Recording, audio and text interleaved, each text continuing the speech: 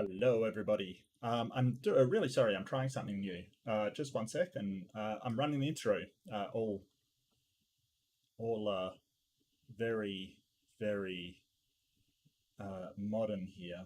Yeah. One sec.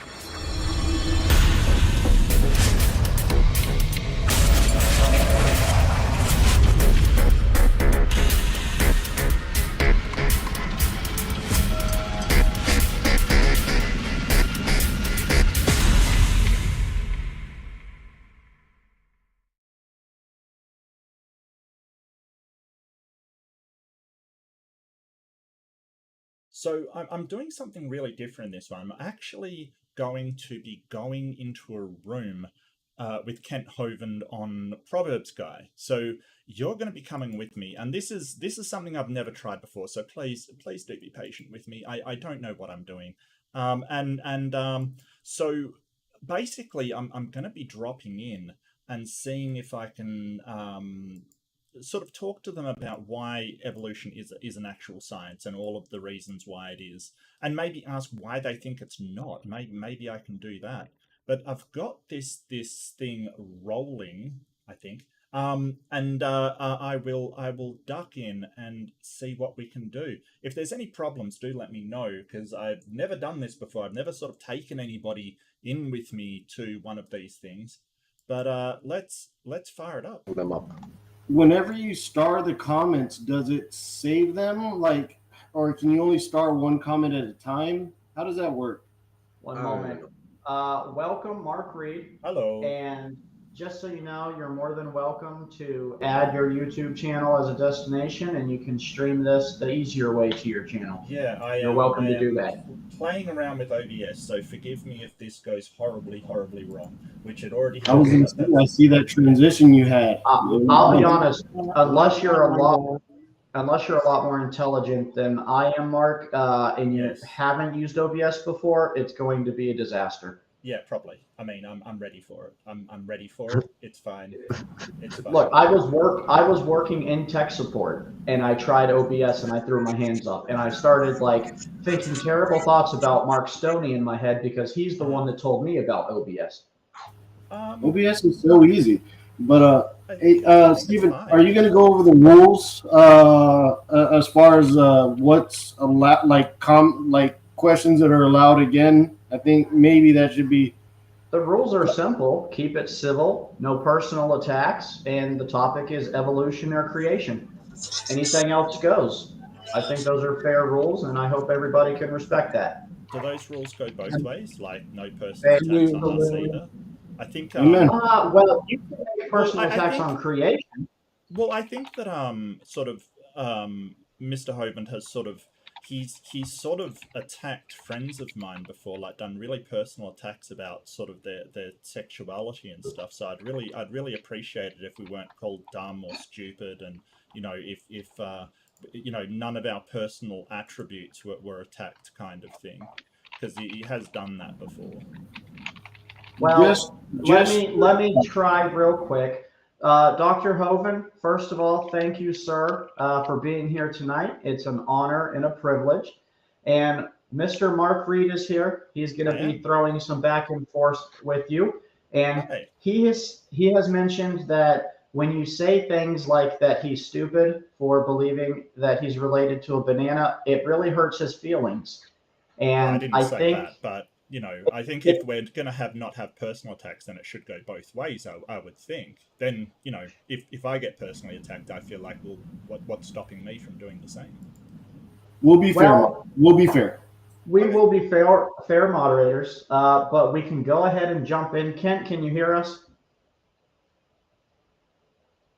We cannot hear you. You are muted, Maybe sir. He's using OBS. Maybe, it's a disaster, as we've already said. No, Mark, you're fine. We all hate on OBS. Dr. Hovind, you are not muted on StreamYard. Something going on with that was Grayson over there. That was. He'll be back. Grayson. I don't know why he left. I don't know. Maybe he saw me. He came in and he got out. Yeah, Stephen, we have 10 slots available, right? Yes, we have 5 spots after the tin are filled that we can have in the back.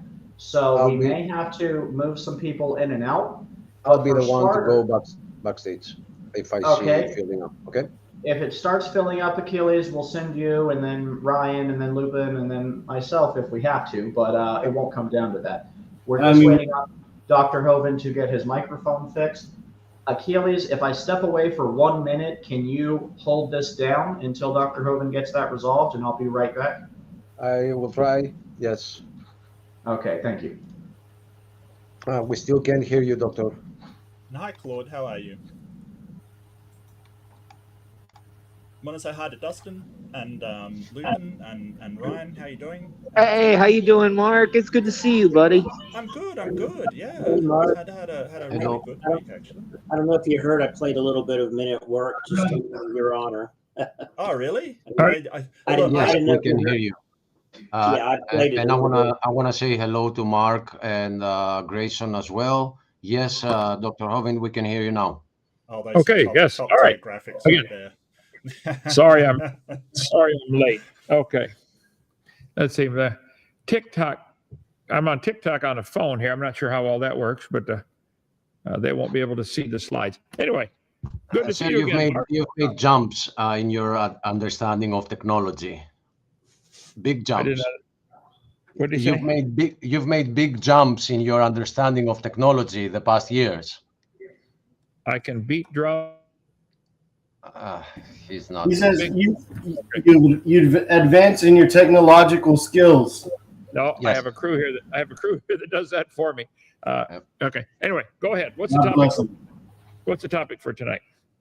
Our topic is evolution versus creation. Okay. It's supposedly an open discussion. We've given some ground rules already. Mostly one, which is no ad hominems will be allowed. We want to stick to the subject, and I'm gonna try to bring you here very well because the changes, the spots will be changing. Thank you for coming here. Thank you for being with us. Thank you for having me. That's Steven. And I would like to, respecting your time, I would like to give the floor to anyone who would like to ask a question. Yeah, I would like to ask a question. Okay, Mark Reed is the first. Hello, Mark, by the way. Hello, how are you? And hello, Mr. Hoden. My question is, what does the evolutionary biologists not do that other sciences do that would prevent them from being a science? So what I'm really asking, and I realize that may be a bit convoluted, but I'm asking you what it is that other sciences do that evolutionary biology does not, that would make them a science, like physics a science and evolutionary biology not a science. Is that question for me? There's about 10 people on board here. Well, yeah. They will be for you. They will. All the questions are for you. Okay. A little book. The word science means knowledge. What do we know from observation, from experiments? It's the definition of science, standard definition. Look it up on any place, any dictionary. Science means knowledge. What do we know? We know dogs produce dogs. We know that. We've watched it happen. We do not know dogs are related to bananas.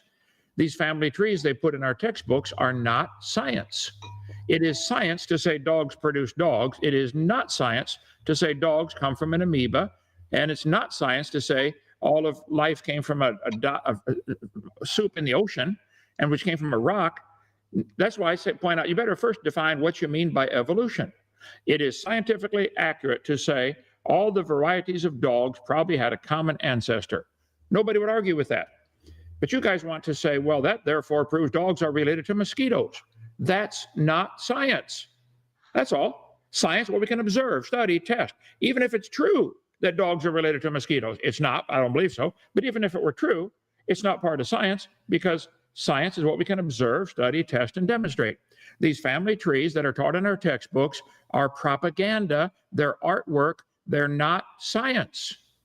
That's what biologists do, though. They study the evidence to show, wow, look at how many varieties of mosquitoes there are today. Okay. And then they jump to the wild conclusion that mosquitoes are related to cows. I don't think that's common sense. I think that's illogical. That's not science. That's all. I wish they could admit science, or we can observe, study, test. This chart is not science. None of these charts are this textbook, biology textbook, says all the many forms of life on Earth today are related to a common ancestor. That's not science. We don't know that. You might believe that very strongly. Okay, believe what you want. I believe very strongly God made the world, but I don't require that be taught in the textbooks at public schools at taxpayer expense. You guys want this religion of evolution to be taught. You want these family trees to be in our textbook as if it's part of science, and everybody's required to pay for this. This isn't science. So what biologists do, to answer your question, they do good research on finding how many varieties of potatoes there are, and then they jump to the wild conclusion that potatoes are related to camels. That's not science.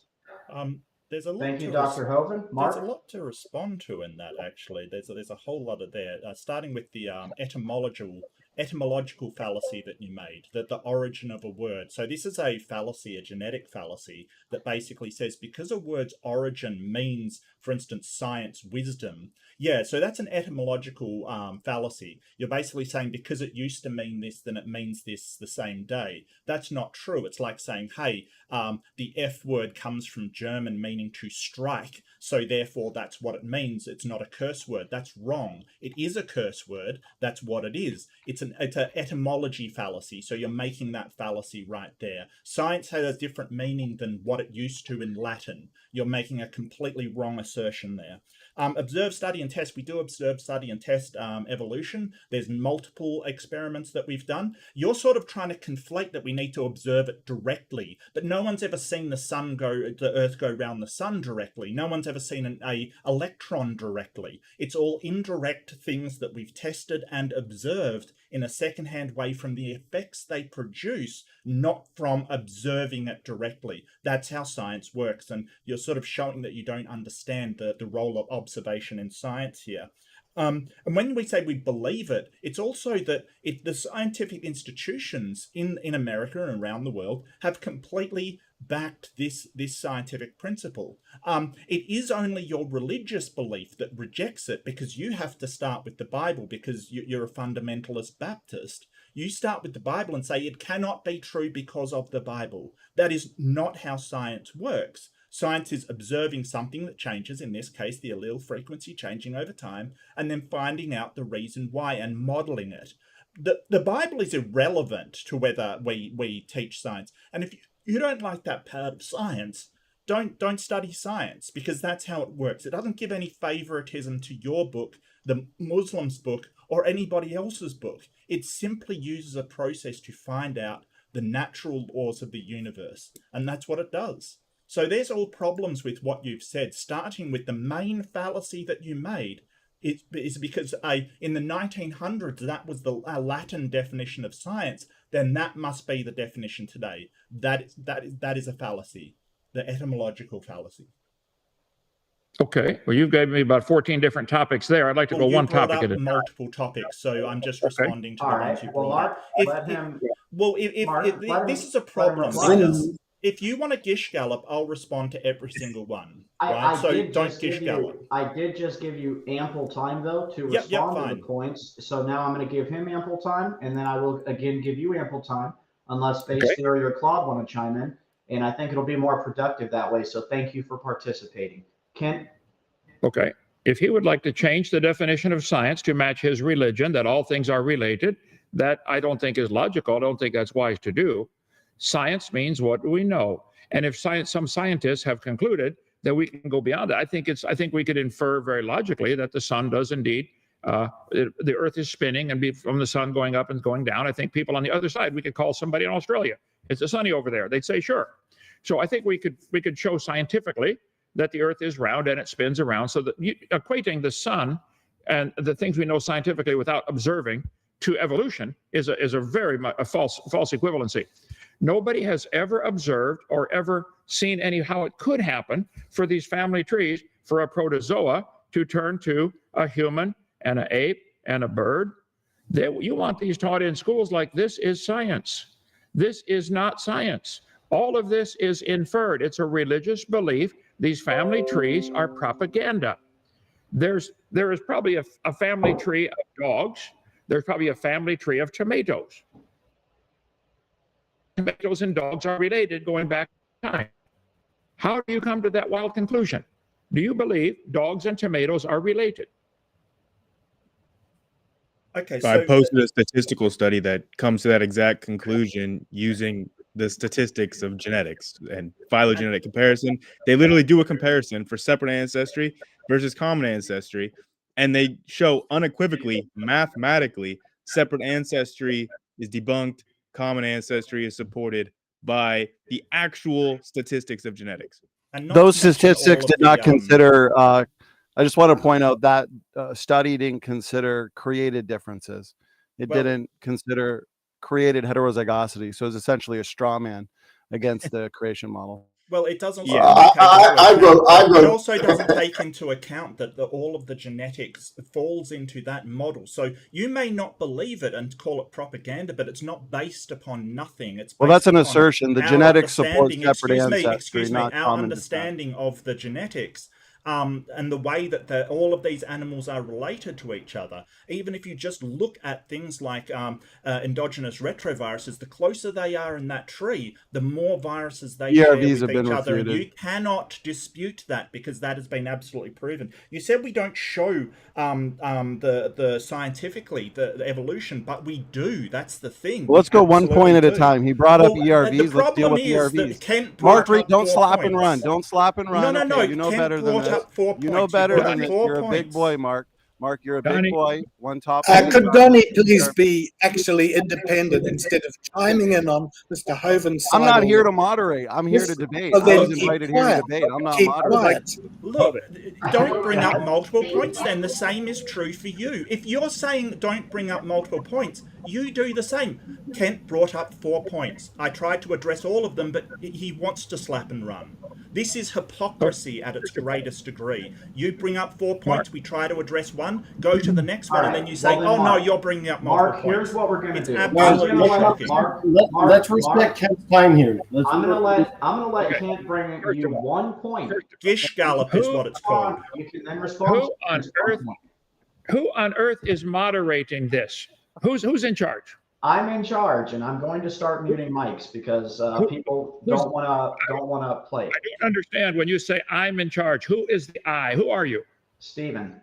Stephen, you're in charge. Would you please, Stephen, would you moderate? Shut off the other mics when it's one person to talk. I won't interrupt. He asked me the definition of science. I said science has always been what we can observe, study, test, and demonstrate. If he wishes to add more to that, well, we can infer that tomatoes and camels are related. That's not science.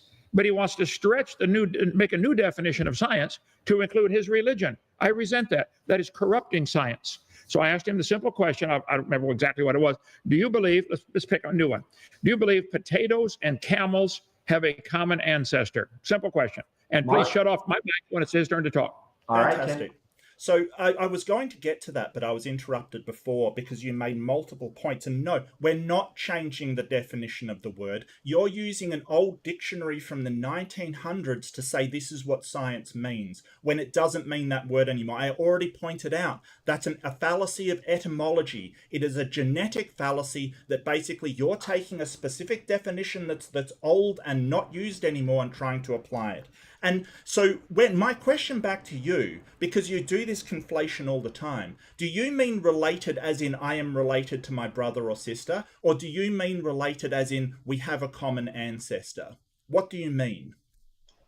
All right, Mark, I'm muting your mic. Kent, you're unmuted. Okay. These definitions I'm showing of science were taken off the internet about a month ago. This is not 19th century science, okay? Look up science today. Google the word science. It will say knowledge gained through observations, testing, experiments. Okay. How do you define science? Science is knowledge through study or practice. Science refers to acquiring knowledge. The system, observation, experimentation to describe and explain natural phenomena. Don't accuse me of using a 19th century dictionary. This is the definition of science. Science, what we can observe. We do not observe cows produce non-cows or dogs produce non-dogs. I asked you the question, and you say you just throw out the word genetics. Is that supposed to mean something?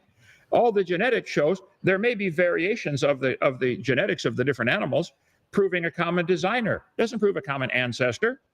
It could just as well prove a common designer. As I've pointed out many times, almost all the programs coming out of Microsoft, Microsoft Word, Microsoft PowerPoint, have thousands of identical lines of code, proving the same guys are writing the code, not proving they came from a common ancestor. You guys see the complex genetics of these different creatures and think they're proof they're related because there's some similarities. That's proof the same designer wrote the code. So I ask you again, do you think a potato and a camel came from a common ancestor? Is that question more suitable? Did the potato and a camel have a common ancestor like these charts show? These family trees show all the vegetables, all the humans, all the animals had a common ancestor. Is this part of science in your religion, Mark?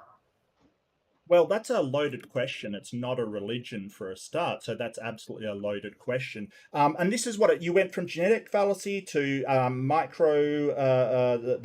Microsoft to programming to common ancestor to this question that you're doing. Hello? Oh my God! I just got kicked. I just got kicked.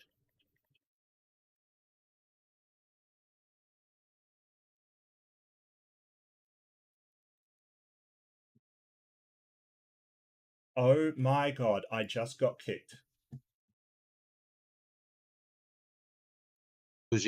Creating ad hominems, creating strawmen, and we have other people around that they want to take this seriously. So I'm sorry, Dr. Hovind. I know you have limited time, and I know all these attacks against you, and we will try our best to moderate this. Unless someone... Yes, I would give this to Grayson unless someone else has something to say.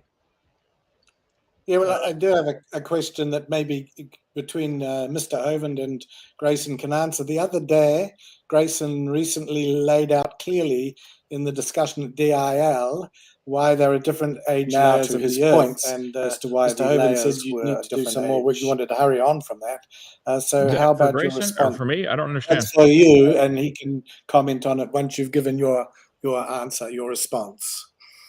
Okay. You discussed it the other day when he visited DAL. Yeah.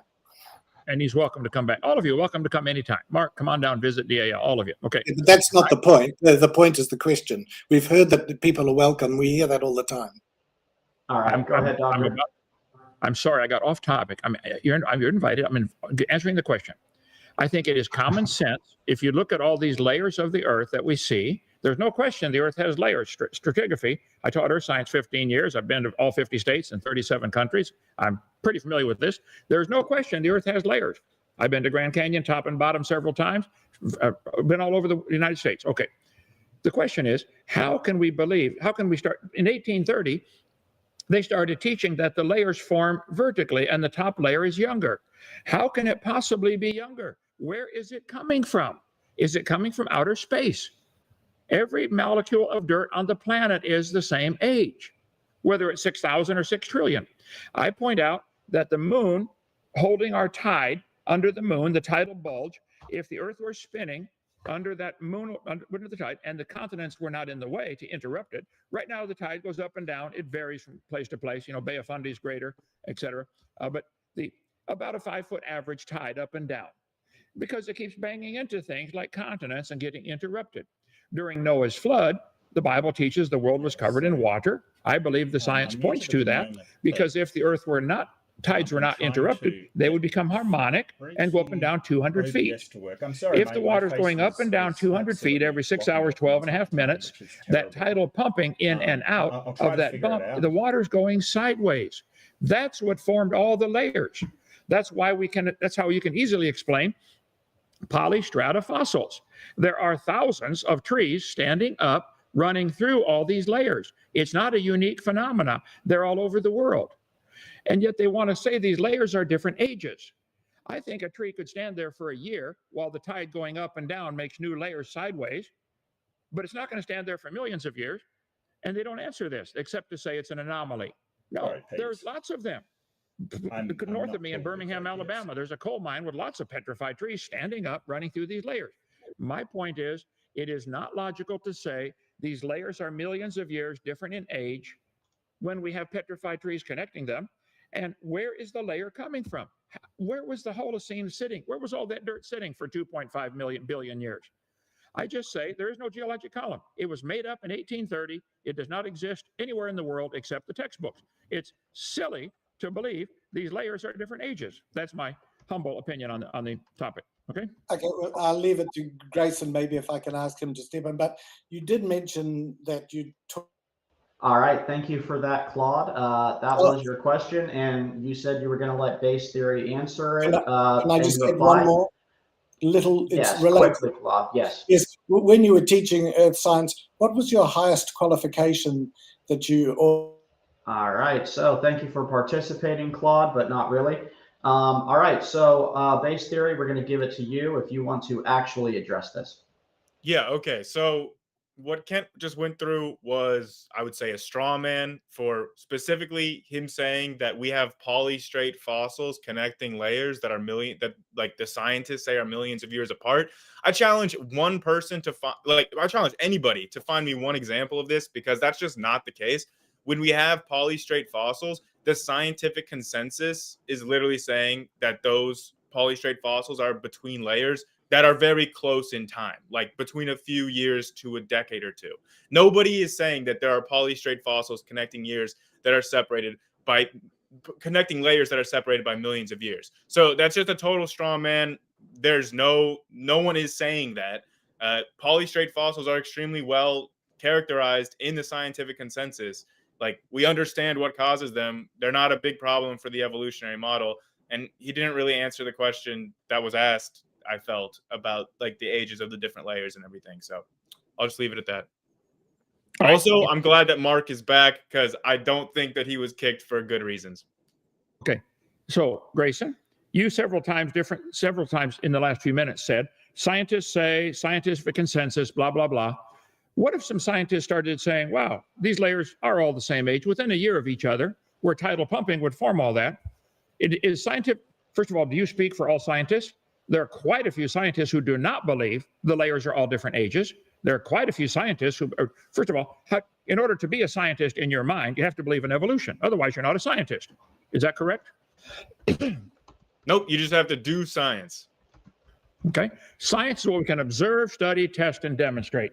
I can make 20 layers right here in this sand thing in 5 minutes. Because the sideways movement of the water automatically sorts particles by density, by surface friction with the water. There's a different watch the video, experiments in stratification. The layers form sideways when the water's moving sideways. Exactly what we would have in Noah's flood, with the earth turning under the moon, holding this big tidal bulge. The moon made all the layers to the earth by the tidal pumping in and out. Every 6 hours, 12.5 minutes, it would change. So you're wanting me to believe that this Holocene dirt and the Pleistocene and all these different layers of dirt on top are billions of years younger. I keep asking the question, where did it come from? Is it coming from outer space? Are layers being added to the earth? Is it growing like tree rings? No, I've answered this countless times now. Multiple people have. Like, it comes from like deposition, volcanism, and metamorphic processes. It's not coming from space. People have explained this to you so many times, Kent. And like, yeah, I mean, you brought up a lot of different points right there. But yeah, I can just leave it at that and let somebody else. Well, let me jump in real quick. Would it be okay if I say something real fast? Hold on, guys. Let Donnie respond, and then Dr. Hoven can respond, and then we'll let the next evolutionist have their say. Well, I want Dr. Hoven to respond, because my question to Grayson would be, you've quote unquote responded to that question dozens of times apparently, but hasn't Kent responded to your responses dozens of times with volcanism and deposition, for example, erosion? I personally asked Kent if those answers would satisfy Kent's question. He's responded. And so, Kent, why don't we hand it over to you, and feel free to respond again. Would it be okay if I say something real fast? Well, first of all, how is volcanism? A volcano is taking material that already exists, heating it up, changing it to lava, shooting it out, and it's landing again. Is it now a different age? It's the same material, been reheated. Because this is not, you're not answering the question. No. Where is the new material coming from? Rearranging it, changing it to metamorphic rock. There's thousands of layers of sedimentary rock. That's not metamorphic. I mean, that's not igneous. Okay. Where's that new layer of sedimentary rock coming from? And why is it a different age? For the 1000th time, you're not dating the actual material itself. You're dating the formation of the layer. I feel like I've been over this with you so many times. I don't know why you cannot just accept and comprehend that point. You are not dating the material itself. The atoms that make up my body are the same age as the atoms that make up your body, but we're different ages because we formed at different times. Like, come on, this is obvious to everyone. All right. Well, Grayson, thank you for that reply. I've promised AJ that he could ask Kent Hovind a question. AJ, you can ask your question now.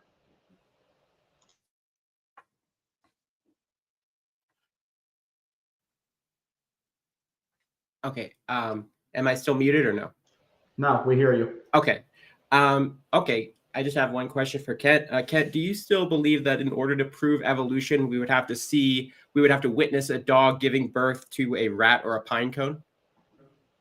Well, the word evolution has 6 different levels, stages, or meanings. In order to see what you guys want us to teach and believe, we would have to see a dog producing something that anybody would consider a non-dog. Has that ever happened? Have you ever seen or heard of a dog producing a non-dog baby? Okay, let me rephrase my question because it's extremely specific. Have you ever said that in order to prove evolution, we would have to witness a dog giving birth to a rat or a pine cone? Did you ever say that? I have said you guys believe over billions of years the rat and the pine cone had a common ancestor and the dog. That's not science. No, I wouldn't. I don't think I've ever said. Maybe I have. I don't recall ever saying that a dog gave birth to a pine tree or a rat. But has there ever been any animal or tree or plant that's been observed to produce offspring other than its kind? This evolution only takes place in your imagination. If you just imagine billions of years ago or over millions of generations, we can't see that. That's not science. I wish you guys would admit you have a religion. We can get along fine. Just admit you. I've already addressed Go ahead, Mark. this because we can't see an electron either. We can't see the Earth go round the sun. We have to take indirect evidence of these things. And I never got my question answered. AJ didn't get his answered because he asked you, have you said in order to convince you, or maybe I should rephrase it so you actually answer a question rather than this gish gallop that goes off topic. Well, let me ask you, Mark, is there actually an answer that Dr. Hovind could ever give you that you would ever accept as an answer? Because he's answered your question in no less than 100 different manners, none of which are to your suitability. No, he hasn't. What No, he hasn't. answer would make you happy? The question What answer, was, Mark? The question was, would it require you to see a dog coming from a non-dog in order to convince you of evolution? And he's gone on about fairy tales and imagination and all this stuff. That's not an answer to the question. The answer yes or no? Okay. The answer to the question is everybody has ever observed in all of recorded history is dogs produce dogs, and we've gotten a pretty wild variety of dogs now, from Great Dane to Chihuahua. Nobody has ever observed anything go outside of what anybody would consider the dog kind. Now, the Bible says they will always bring forth after their kind. That's all we've ever observed. So why on earth would you guys want us to believe we can imagine over millions of years that the dog and the banana have a common ancestor? We know we can crossbreed dogs and wolves, coyotes and wolves, dogs and coyotes. They can all be crossbred. They're probably the same kind. But we can't crossbreed any of them with a banana. I'm trying to give illustrations where you guys will stop and comprehend. You don't understand that you have a religion. You believe the dog and the banana have a common ancestor. Don't you, AJ? All right, AJ, I'm going to let you answer. Okay, I would be more than happy to answer any of Kent's questions, but just I would like to get an answer to my question first because I'm asking this in an extremely literal sense. Kent, have you ever said this exact sentence word for word? And I would like a yes or no answer, please. Did you ever say that in order to prove evolution, we would have to see a dog give birth to a rat or a pine cone? Did you ever say that sentence? I don't recall. I may have. What difference would that make? It's not. We don't see it. Now back to my question. I don't recall. You can probably go back and search my tape. That's all you do with your job is search my videos. You don't have any content of your own. But has anybody ever observed any animal produce? Let's take the dogs, for example. And all the wild varieties of dogs now available, has anybody ever observed a birth coming from one of these creatures that anybody would consider a non-dog? Okay, I thought we weren't going to make personal attacks. I thought that was going to happen, but you've just said that's all you do on your channel to AJ's, which is just a personal attack. His channel, all of his videos are about me. He wouldn't do anything without me. Yeah, well, it's better than the homophobia you have. All right, okay. So Mark, do you have another question about? If you have another question about evolution or creation, you can ask it now. If you don't have another question, Mark, then I'm going to give it to base theory. And that's the way this game is going to play. If you don't like the rules, go play a different game at a different table. That's the offer. Base theory, go. I will respect what you just said, Stephen, because I was about to kick him for this comment and ban him from this discussion, but I will respect you. All right, base theory, you have a question for Kent? Sure. I like this study right here, if I could share my screen. I'll share it for you. Cool. Yeah. Statistical evidence for common ancestry. This is the statistical test that I was talking about, where they actually examined the genetic data and tested separate ancestry or common ancestry, and created heterozygosity, like Donnie brought up, would absolutely not change this test in the slightest. So how do you explain this test, which definitively shows that common ancestry is supported by the data and separate ancestry is discarded by the data? It would change the results. I'll say that. Oh, okay. I would have to read. I didn't read it. I just flash it up on screen real quick. If there is common genetics, is that what they're talking about? And they've come to the conclusion that this means common ancestry. I would say that is silly. It could just as well mean a common designer. Kent, I want to jump in because Grayson was very vague. All that study showed, and I've responded to this years ago. Dr. Nathaniel Jeanson, PhD from Harvard, responded to this. All it revealed is that there's genetic level hierarchies. We share more with the chimpanzee than we do with a dog or with a fish. So it just shows that there's a nested hierarchy in the biological world. That doesn't prove common ancestry more than it proves separate ancestry. I just wanted to be a little more detailed. Yeah, you're too vague, Grayson. You got to give more details on these papers. Okay, I was server muted there for a second. All right, if I'm allowed to talk right now, the study itself did account for this whole contention of common design by specifically controlling for functionality. So they showed whether or not these things were similar just because they were like serving common functions, and they definitively ruled that out. No, it just showed hierarchies. See, now Donnie's interrupting me, but he's allowed to interrupt. I'm not allowed to explain nested hierarchies. Allowed to interrupt anybody. Evolution. It just showed hierarchies. That's it. We get some moderation to control Donnie. Well, base theory, you've had 4 opportunities to present your arguments now, and Donnie has spoken twice. So if we're going to go off of a fair time scale, it would be fair for you to allow Donnie to respond, unless you're afraid of the information that it's not that he's responding, though. He's interrupting me. Come on. Yeah. He's interrupting me in the middle of a sentence. That's different. But all right. Okay. Thank you, Grayson. What we should do, to be fair, is hand it back to Kat. And essentially the question based on this paper is, does the existence of nested hierarchies demonstrate common ancestry? Because that's all it demonstrated. So Kat, feel free to respond. Well, I think if there is common genetics between us and an ape and us and other creatures, we could come to one of 2 conclusions: common ancestor or common designer. It could be, he said, the study did account for functionality. I would say the code required to make the incredible billions of lines of code just to make you be able to use your flexors and extenders and be able to flex your fingers in and out. I think that would take a whole lot of lines of code. Get a computer to do that, okay? The robots they've got, okay? There's a lot of lines of code to make the robot just do that. The monkey does the same thing. So we probably have identical lines of code for the monkey to close his fist and for us to close ours, not because of common ancestor, but because of common designer. That's the way you have to have the lines of code. So again, you're jumping to the wrong conclusion. So you said they accounted for functionality like we're supposed to just, oh, wow, you're right. Okay, no. It could just as well prove the same designer wrote the code. My PowerPoint program and my Microsoft Word both take me to the same spell check.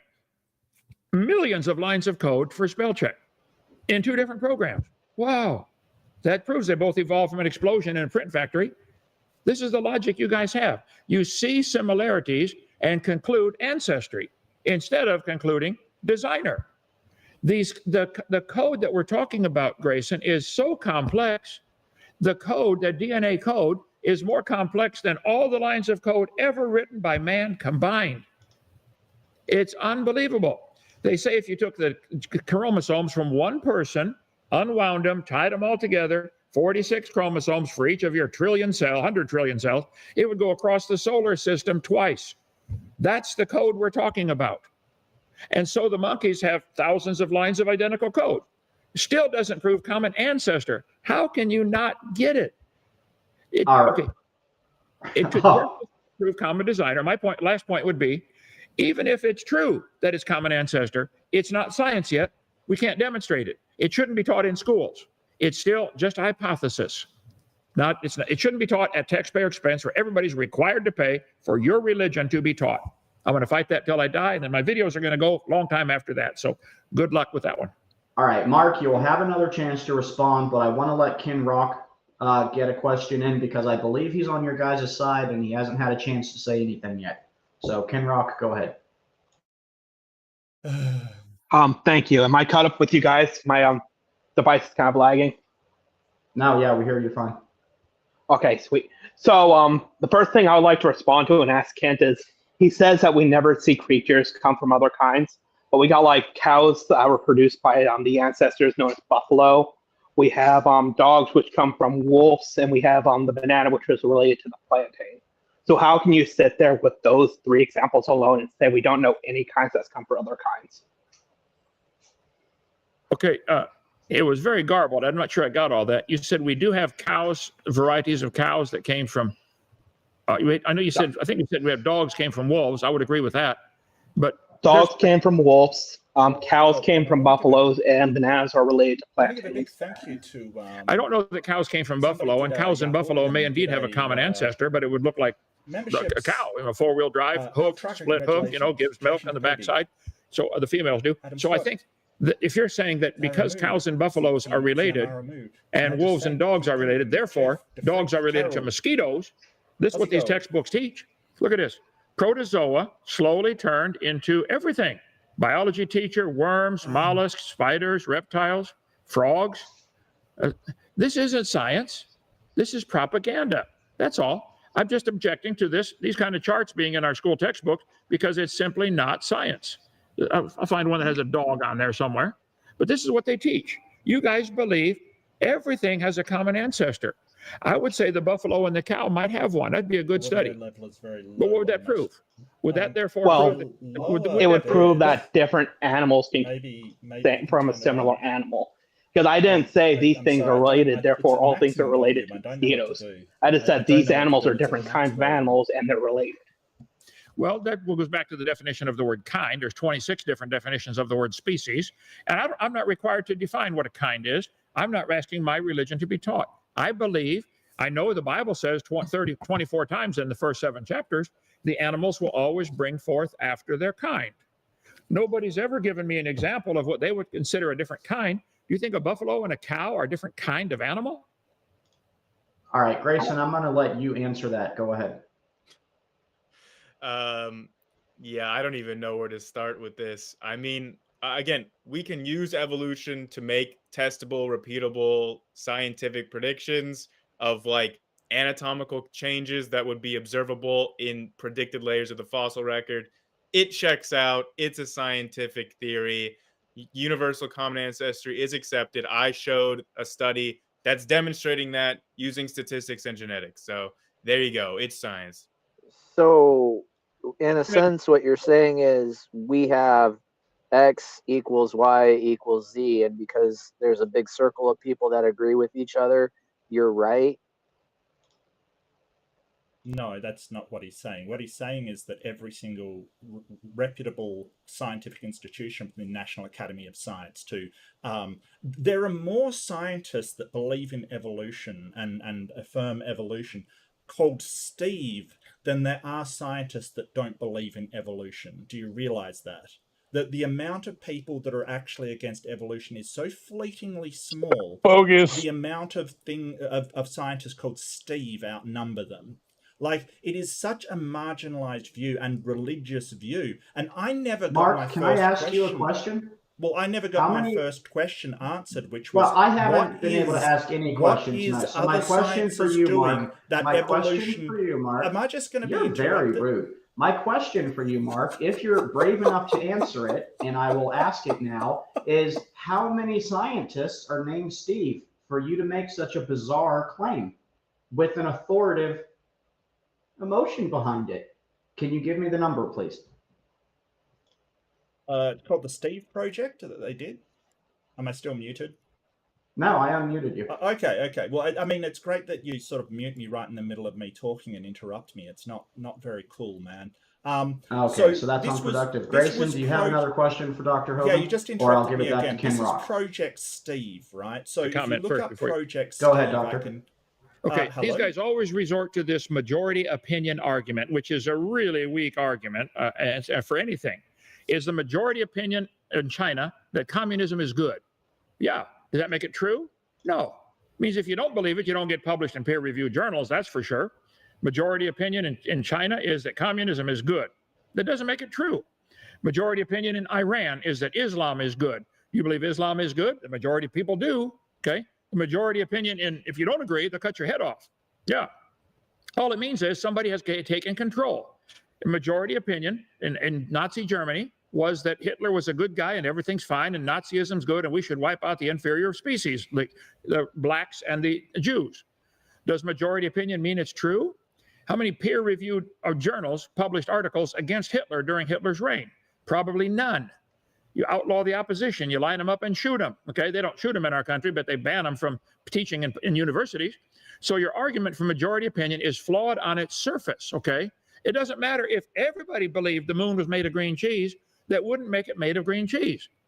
I think it's time, all through history, the history of science is somebody stands up and says, wait a minute, that's not true.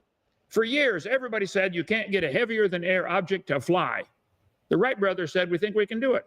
Well, you can't do it. The majority opinion was against them. And guess what? They were right. So your whole argument for majority opinion is flawed and infantile, in my humble opinion. That doesn't mean anything. The fact is, where is the evidence of a dog producing a non-dog? I predict, I'll make a scientific prediction. You can go on breeding dogs from now till the cows come home, and you always get a dog, and there are limits. They have now gotten dogs as big as a Great Dane and small as a Chihuahua. I predict there are limits. I predict they will never get a dog as small as a flea, even though there are animals as small as a flea. I make a scientific prediction. There's a limit to the variety of dogs.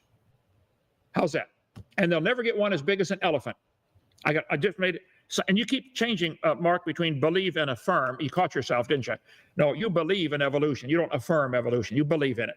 Okay, somebody, I didn't know I was going to be. That was a question for me. Sure, I'll answer that. So affirm is sort of knowledge, and knowledge is a subset of belief. So in order to know something, you must, of course, believe it as well. There's no difference between that. And if you knew about how, like, critical thinking, you would know that. So they both affirm and they know and they believe that evolution is true and it's a science. And I think this is getting bad as a Darth Dawkins thing when I'm just getting cut off in the middle of what I'm saying. It's getting as bad as that. I never got my question answered, which was, what are other sciences doing that evolutionary biologists are not, that would make them sciences and evolutionary biology not? You keep saying, hey, we never observed this. And I've said, hey, we never observe, and Beamsy gave a great one, we never observed Pluto going around the sun either. It's too dark. We can't see it. And it takes thousands of years to go around the sun. But we know that it will, and that is science too. The fact that we can't directly observe it doesn't make it not science, and that is affirmed by National Academy of Sciences, National Teaching Centre for Sciences, every single scientific institution, bar the religious ones. And all this is projection, with the Baptists going, hey, you're a religion and we're science. No, that's not how this works. That's not how this works. All you're doing is just trying to flip the script, and it's not going to work, Kent. It hasn't worked so far. It's never going to work. It's probably never going to work for you. I agree. Okay. But I think everybody would say what we've observed is there are dogs that produce a variety of dogs. And again, you went right back to your majority opinion. Well, the National Academy of Science doesn't matter what the majority thinks or teaches. And you don't know that that is the majority. You know, that's the majority that gets to speak. There probably were a lot of people against Hitler that were afraid to speak out or were put in prison for speaking out. So your majority opinion argument is fatally flawed. Just leave it alone. Get a new argument. Okay. Doesn't matter what everybody thinks. The fact is, we observe varieties of dogs. We observe there are limits. But you want to ignore the limits and say, wow, dogs are related to mosquitoes. They have a common ancestor. So I'll ask it real simply. Mark Reed, do you believe dogs and mosquitoes have a common ancestor like these charts show? Do you believe this should be required teaching, that all the insects, that include mosquitoes, are related to all the dogs? Do you believe they have a common ancestor? Just a yes or no, please, without a big speech. Yes. Please? Okay, good. I don't think that's science. I think that's a religious belief, and you're welcome to it. Keep your religion. This is America. That's a religious belief. That's a religious Don't make me pay for your religion to be taught to all the kids. I'm going to fight that till I die. And this what is you've not just stated science. is a religious belief. That's a religious belief. This is a belief you take on No, faith. no. You believe if we had billions of years, the protist would slowly turn to some of them to a mosquito and some to a dog. Do you believe the single-celled protist, or whatever one you want to start with, slowly over billions of years changed, even though we've never seen a protist produce a non-protist? We've never seen a cow produce a non-cow. We've never seen any of these creatures produce offspring. Some have a very short generation time. Some have an 8-hour generation time. Get born, grow up, get married, have babies in 8 hours. We could observe thousands and millions of generations. Why don't we see it happen today? It only happens in the distant past where we can't observe it. It's imagination. It's a religious belief. That's all. Okay, I just would like to be clear, because earlier you would characterize my argument as being an argument for the consensus. I just want to say that's not at all what I ever said. I was bringing evidence, right? If there's evidence against the consensus, I'm going to go with the evidence. I'm bringing forward evidence showing that your model cannot be true and that the evidence is supporting common universal ancestry. So I would just like to say I'm not making an argument from consensus. I'm not doing any kind of religious argumentation here. I don't have any religious beliefs about this stuff. I'm purely being led by where the evidence shows. And we know the evidence from the speed of light, from the cosmic microwave background, from zircon dating. We know the ages of these things involved, and we know universal common ancestry from genetics and the fossil record. Okay, Grayson, we've been over this a couple times. Let's take one topic at a time. There is no such thing as a fossil record. There are fossils by the trillions, but none of them talk. None of them have a date on them. You have to put your interpretation on them. This is a detective arriving on the scene, seeing the evidence, and trying to come to the conclusion of what happened. You see, the layers of the earth contain different types of dead things that have turned to fossils. I see the same layers. I got a huge fossil collection here. You saw it, okay? You come to the conclusion that these are somehow those fossils that we find were able to do something that no animal today can do. That fossil whale was able to produce a non-whale baby or change to something else. I see the evidence of, wow, dogs always make baby dogs. I bet they did in the past too. So evident, you did not offer any evidence against my consensus or my theory. I believe they always bring forth after their kind. You cited a genetic study, which I've not had time to read, but I think Donnie is right. If there are similarities in the gene code of all these different creatures, that doesn't prove common ancestry, doesn't prove relatedness. It proves the same designer wrote the code. So it actually doesn't, and we can point to cases of what we would call convergent evolution. I don't know what your term is, but you can find things that have very, very common design that have very, very different genetics. So common design is not a successful way to determine what the genetics should be. So therefore, it fails as an explanation for common nested hierarchical patterns of genetics. Common design fails as an explanation for that. Well, you're saying that, but I disagree. You didn't give any specifics I can cut my teeth into. What we've observed is we've seen hundreds of varieties of creatures, like cows produce cows, and there's now 450 recognized breeds of cows. Okay? Farmers have noted they've reached a limit. Probably all the cows had a common ancestor called a cow. I accept the fact that cows can jump. Nobody argues that. The world record now, I think, is a cow jumping over a 6-foot fence. Okay? But I bet there's a limit. I bet there are animals that can jump higher than a cow. So I accept the fact they can jump. I do not accept the fact that if we work at it long enough, they'll be able to jump over the moon. That would be an illogical conclusion. There are lots of things that would limit that. I accept the fact that we get Chihuahuas and Great Danes from a common ancestor. I do not accept the fact that therefore mosquitoes and Chihuahuas have a common ancestor. That's your wild conclusion. This is not looking at the evidence and coming to a logical conclusion. What if we discover the mosquito DNA has lots of identical lines of code to the dog DNA? And they probably do. Maybe they both have DNA code that allows limbs to flex and bend. Well, the dogs do that, and the mosquitoes have legs that bend. It doesn't prove common ancestry. It proves a common designer. Actually, neither could be proven, I suppose. They're both religious beliefs. The difference is, I admit mine's a religion. You don't admit yours is a religion. You're desperately clinging on to it. And it's nothing but a religion. Evolution is nothing but a dangerous religion. Grayson, I'll give you another chance to reply, but Donnie has a question, and Dustin has a question, and Mark Reed wants to get back. So, okay. Donnie, go ahead with your question. Well, Donnie said he was away from the keyboard right now, so. Oh, okay. So, Dustin, go ahead with your question. Hey, Ken Hovind, why do you suppose that there are no future predictions as far as the evolutionists are concerned? Like, for example, what next evolutionary step that animals might take, or what next evolutionary step humans might take? I don't know why they don't make predictions. I have a book that's full of predictions. I predict we're going to see the world get really bad. I predict we're going to see a time where cash is no longer used. It's going to have to be an all electronic transaction. That was predicted 2,000 years ago. I can give you lots of predictions in the book, if you like. I predicted 600 years before it happened that Jesus would be born in Bethlehem to a virgin. Wow. I believe that happened. But so we're back off topic a little bit. So I don't think evolution offers any predictions. I think you would see if we've been able to breed dogs that are lots of different varieties of dogs, nobody argues with that. They've now developed the greyhound that can run really fast. I predict they will never be able to get one with wings on it that can go 2,000 miles an hour. I predict there's a limit to speed. I predict there's a limit to size.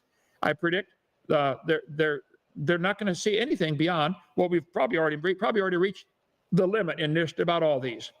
Probably Chihuahuas about as small as teacup Chihuahua. Get me a dog as small as a flea, or a dog as big as a whale. There's animals out there as big as a whale, like a whale. So why does it seem to be a limit? All the evolutionists, they make these charts and show, look at all these dog varieties, yeah? This was the guy, I forget his name now, Stephen. He said, yeah, we have these dogs from India, China, North America, Europe. I agree. And they came from a gray wolf. Okay, I agree. But then they want me to teach that all these dogs are related to a common ancestor with a mosquito. That's where it's not only not science, it's just plain silly. Just plain silly, okay? All right, we have your hour is up, Dr. Hovind, so we would love for you to stick around if you'd like, but you are technically free of your obligation now. I'm going to let Mark Reed ask one more question. He's been saving it. Unless you do want to stick around a little bit longer, it's up to you, Doctor. But Mark, go ahead, Doctor. I'll stick around a little longer and then give my closing comment, and then I do have to go. Yeah, go ahead, Mark. Let's hear it. Yeah, the only reason the subject's changing is you're changing it, Ken. There's plenty of predictions in evolutionary science. But the one that I want to ask was, you said there's a limit on how big dogs can grow, how big this can, how big that can grow. Can you please provide me with a citation for a paper that shows that limit that you're talking about, and what physical mechanism in the actual organism would do this? Could you please point out specifically where that is? And can you please provide me with a reference to a paper outlining the genetic sequence that limits the growth of the animal? So you're still stuck on majority opinion because it's not in a peer-reviewed article, therefore it's not science. Okay? Yeah, you are too. You're stuck completely in that little mode, okay? Okay, I think all of human observation will tell you nobody's ever seen a dog produce a non-dog. Nobody. A lot of dogs have been raised down through history. I mean, like a whole bunch of them. Nobody's ever observed what you guys believe happened. You want to put the dog on a family tree with a line connecting it back to the mosquito family tree. And you want to call that science. It's not science. So as far as you said, there's a lot of predictions. Okay, I don't think you didn't give any examples. But anyway, my hour's up. I'm beat. I got to go. It's been a long day. So Mark, call Donnie, schedule another debate, pick one topic only, and we'll stay on that topic. I think the evidence from all the genetic research shows there's a lot of lines of code that are similar. That's what it shows. It We've does never not stayed prove on topic in any of our debates, Kent. That's the problem. You always go off topic. Okay. All right. Donnie, or who else? Stephen. Stephen. I know, Doctor. It's been a long day for you. I love these. I'm going to defend these till I die. You guys want to believe you came from a rock, which came from a dot of nothing exploding. And Grayson believes everything fit in a dot because they've been able now to do it. Or I don't think they've done it, but okay. So you guys believe what you want. I pray for you. I'd like to see you come to the Lord. Come visit our ministry. Alabama. Hold on, I'm not done talking here. You're all invited here. You're invited to call me, 855 Big Dino, extension 3. I take calls all day and half the night. And you're invited to debate me anytime on the topic. I want to see where's the evidence for these crazy family trees. There isn't any. You want me to pay to have all the kids taught that a human and a bird and a ladybug have a common ancestor. I'm never going to be happy with that. Move on to somebody else, because I'm going to fight that till I die. That is propaganda. That's not science. You might infer that from the genetics. Okay.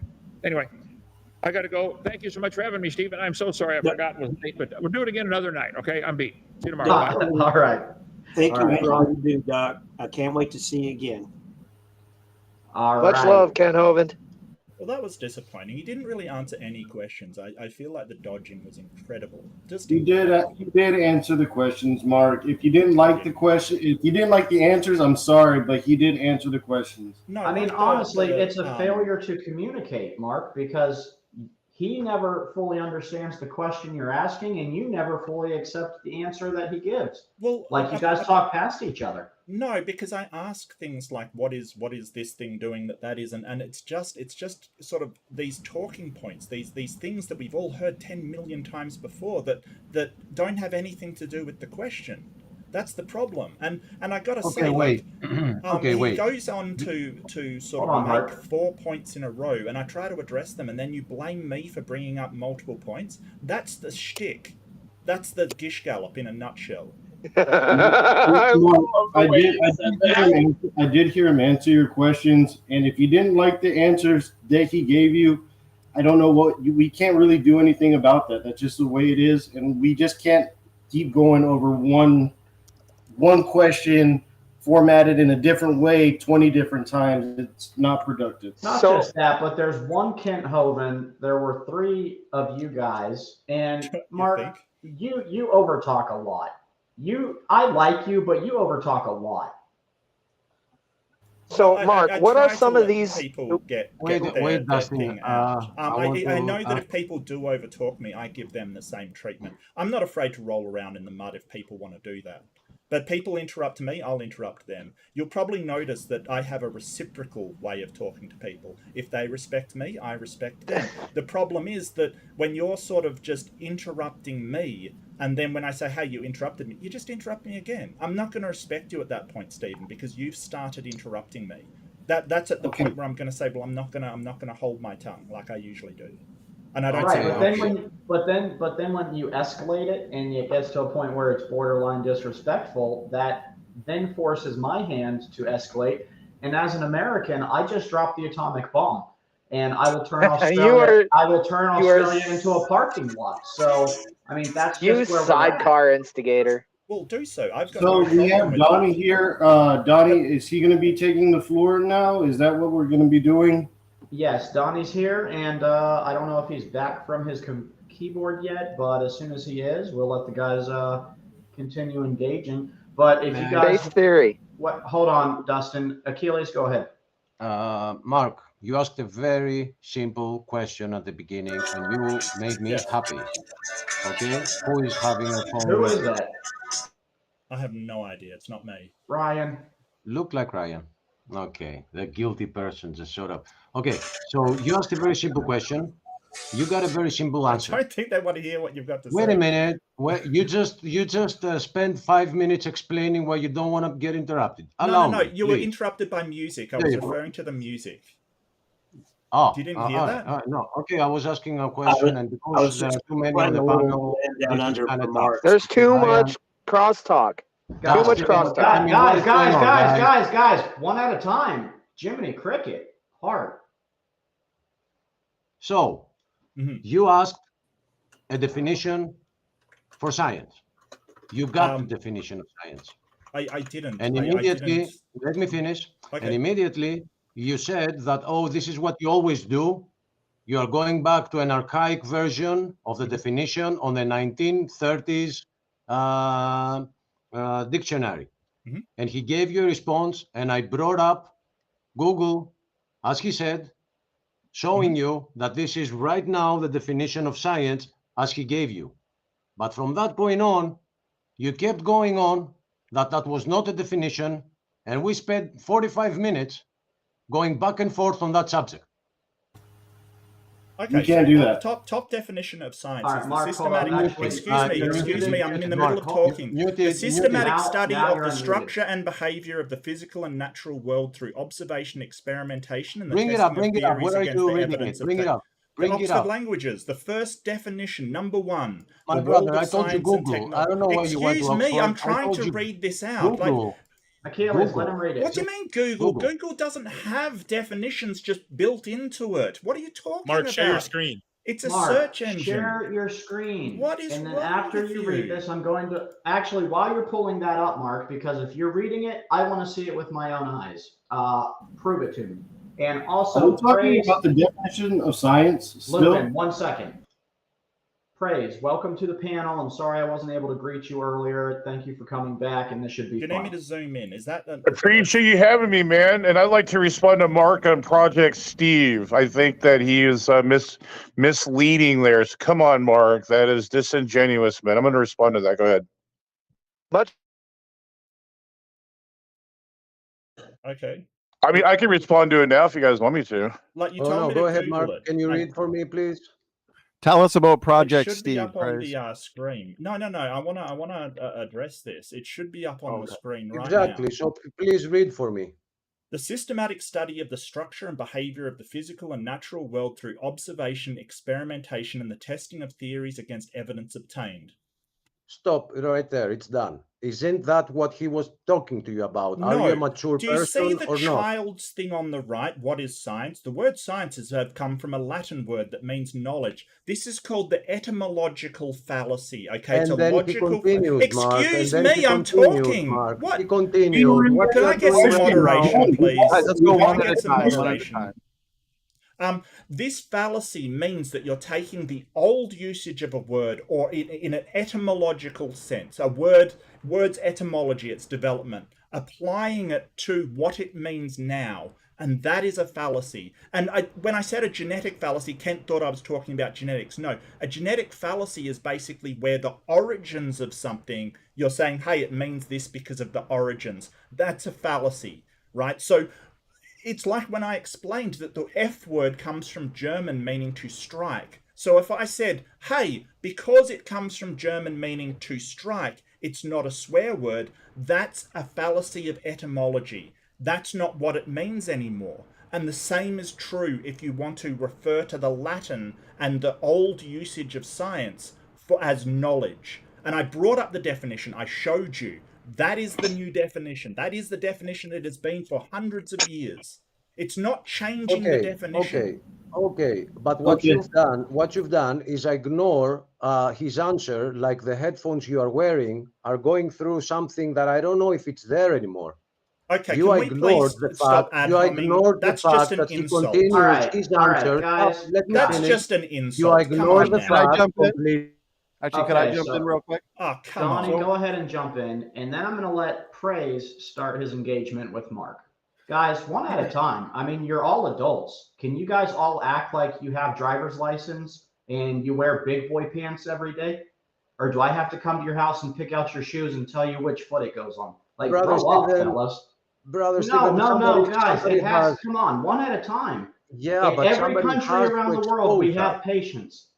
Yes, we but take somebody has turns. to expose this. The So, definition all was right. right there, right there. It was, you can read it. It's exactly what Dr. Hovind said. It's things we can observe through observation and experimentation. And he ignores that. All right. Period. Noted. Donnie, go ahead.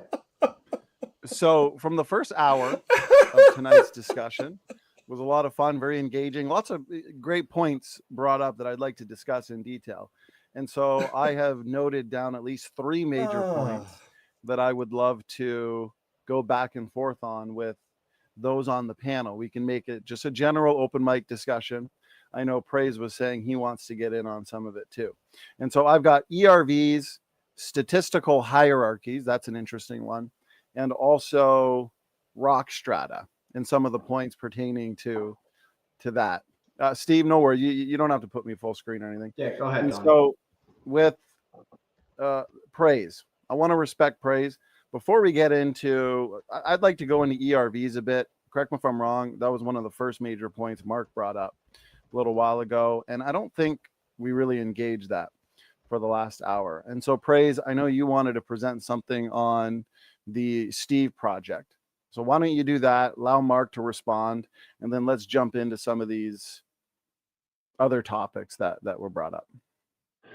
Yeah, so if you look at the background details of Project Steve, that's not only the word Steve, it's Stephen, Stephanie, and any type of arrangement of the aggregate of STE, which it encompasses, it's a huge swath of people. I don't care how you slice it, Mark, and you were disingenuous about that. And also it talks about, theistic evolutionists who believe God guided it as well.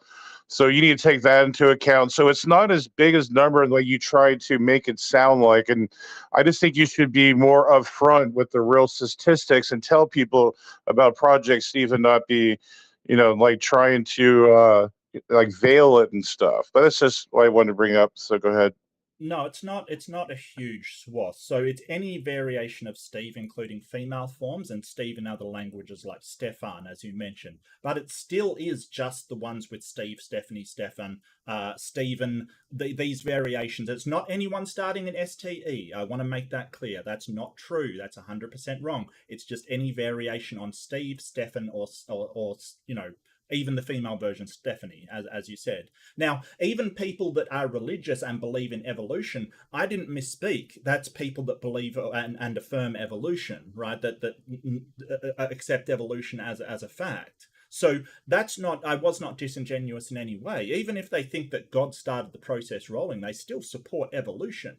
Like, you're trying to make it sound like, oh yeah, they don't support evolution, but they went on the Steve project. And I think last count, and I'm glad you made me look this up, it was 1,400 and something or 300 and something people that are on this list. There's only like 600 or so creationist scientists that don't believe in evolution. So they've more than doubled their number. And that's just people with variations on the name Steve. So I like to respond to that. Well, I see different. It says here that any aggregate of letters starting with STE, but maybe that's a wrong source. So I'll give you the benefit of the doubt. But if you check out descentfromdarwin.org, you have at least 6,000 scientists who dissent from Darwinian evolution. So we have there's actually a website that I would say destroys Project Steve, debunked. How do you like them apples, Mark? Well, I don't think that's really true. I think that look it up. Descent from Darwin. Well, hang on a second. Let me finish. Hey, are you just going to interrupt me? I think that if you add up all the scientists that aren't Steve, I think they would be a tiny percentage of the amount of scientists out there. And I might add that you have absolutely no actual reputable scientific institutions that support you as well. There is only religious institutions supporting you, and religious only. You don't have National Institute of Science, you don't have National Teaching Center of Science, you don't have any of the science institutes on your side. So where does this idea, all that you guys do is just religiously say, hey, it's not a science. That's all you've got. No, we have past evolutionists that were evolutionists for years and that were teaching in major universities, and now they're dissenting from it. And again, check out that website, dissentfromdarwin.org. Thousands of them are dissenting. It's a dying breed. I'm sorry, man. You're going to be obsolete. Evolution is going to be obsolete soon, and you could just It's not. toot your horn all you want, Mark. It's garbage. Darwinian evolution is garbage. Praise. How much money do you want to bet on that? 1 million IOUs. I mean, honestly, guys, you'll never let us prove it though, because every time we come close, you add another billion years.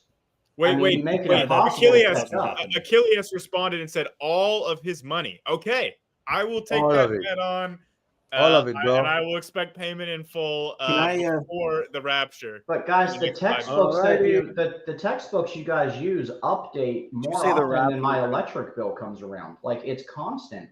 Well, Achilles has said that the rapture is going to happen within the next 5 years. So if we just say that in 5 years from now, if evolution is still the common consensus and hasn't been overturned, and the rapture still hasn't happened, Achilles owes me, quote, all my money. Yeah, but base theory, the other day we had a conversation and I asked you how many times we evolved from the first monkey figure to where we are now, and you told me roughly 14 times. No. And then I asked you, you did, absolutely. No. I have it on recording. No, let me finish. And then I asked you how much we would evolve in the next 6 million years, and you said we'll get taller. Again, none of that is true. I have it on recording, so people can go watch it. That's what I'm saying. I actually made a highlight out of it because I knew you would deny it later. You got to let me respond too. I'm saying I encourage everyone to go back and re-listen to that recording, and you will see how that is not a complete misrepresentation of the conversation that happened. Stephen did not ask me how many times have we evolved between this and that. That was never the question. That is not a proper characterization of the question. Yeah. Exactly. It's totally malformed. He just asked me what are some of the intermediates between us and the most recent common ancestor with chimps, and I listed a bunch, and he said, "Oh, you only have 15? I said you could provide the fossils that you have evidence for. You said there were 14 specimens. Yes, I did not. That means you provided 14 examples over 6 million years. Stephen. And then I asked you how we would evolve in the next 6 million years, and you said, and I quote, "We will probably get taller." Why the significant change between the first 6 million years and the next? Because, dude, that's not what happened. That's why. First of all, I never said 14. I just listed a bunch, and you said that sounds like 14. That is never a number that exited my mouth, and now you're trying to... I think I actually gave you a few. Wait, come on, Stephen. Let me respond here. Second of all, you never asked in the next 6 million years. You just asked, what are some ways that people think that humans are going to evolve in the future? You never specified 6 million years, man. And I said, I don't know. There are predictions that we will get taller, etc.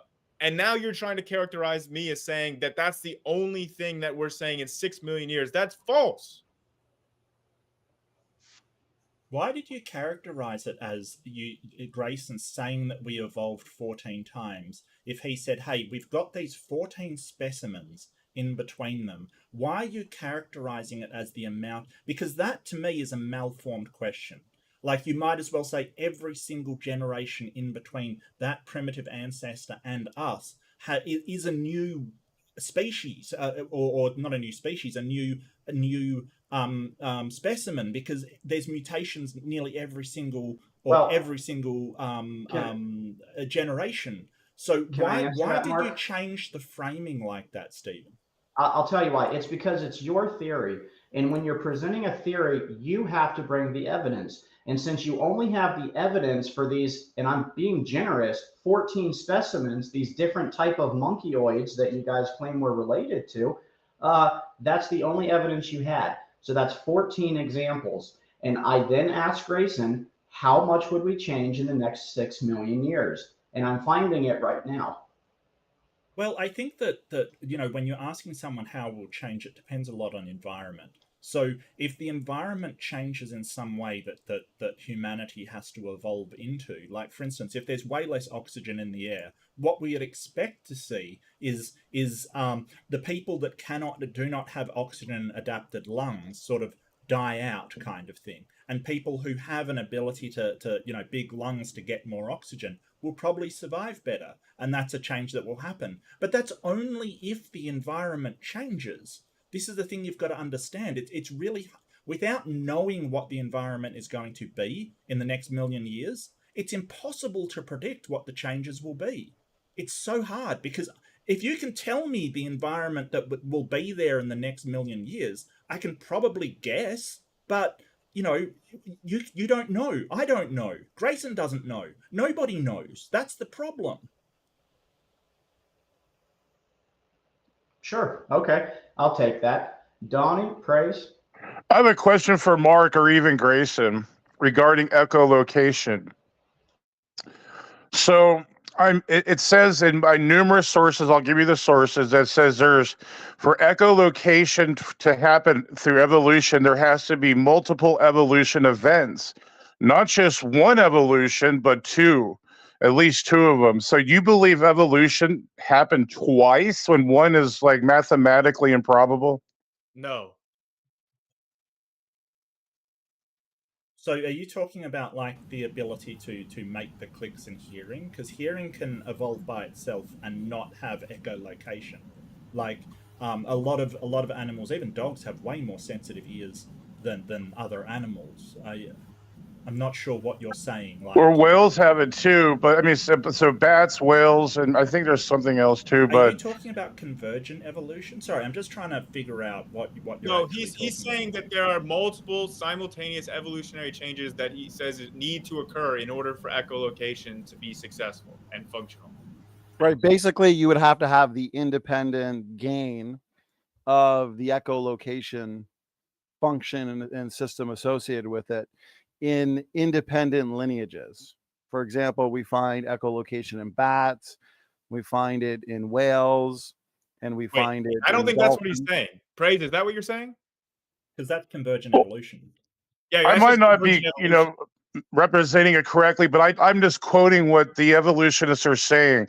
There has to be two evolutionary events to account for echolocation. I don't know what that means.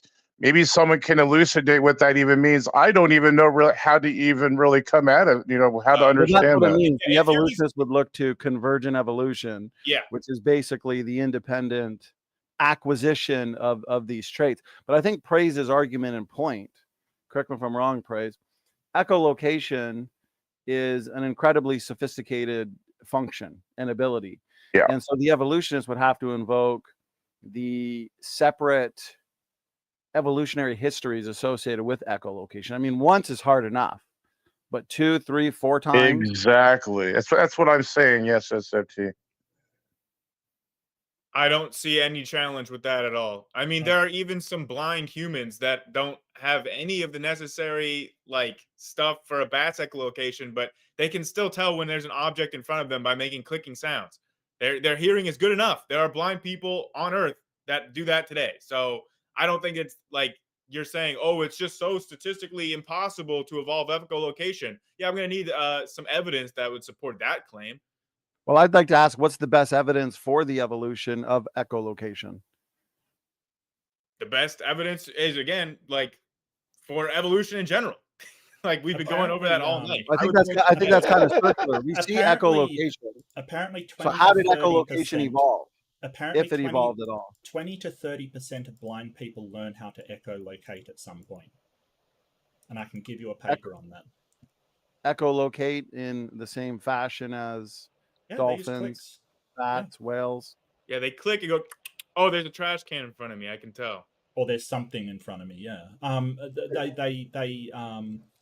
It's not as sensitive as bats and whales. Obviously not. They can only see it's very, very rudimentary. But just say that you lived in an environment where your eyes weren't useful. The organisms that can do that and had better physiology to be able to do that, i.e. better ears and better, projection of their voice, they would be the ones to survive, right?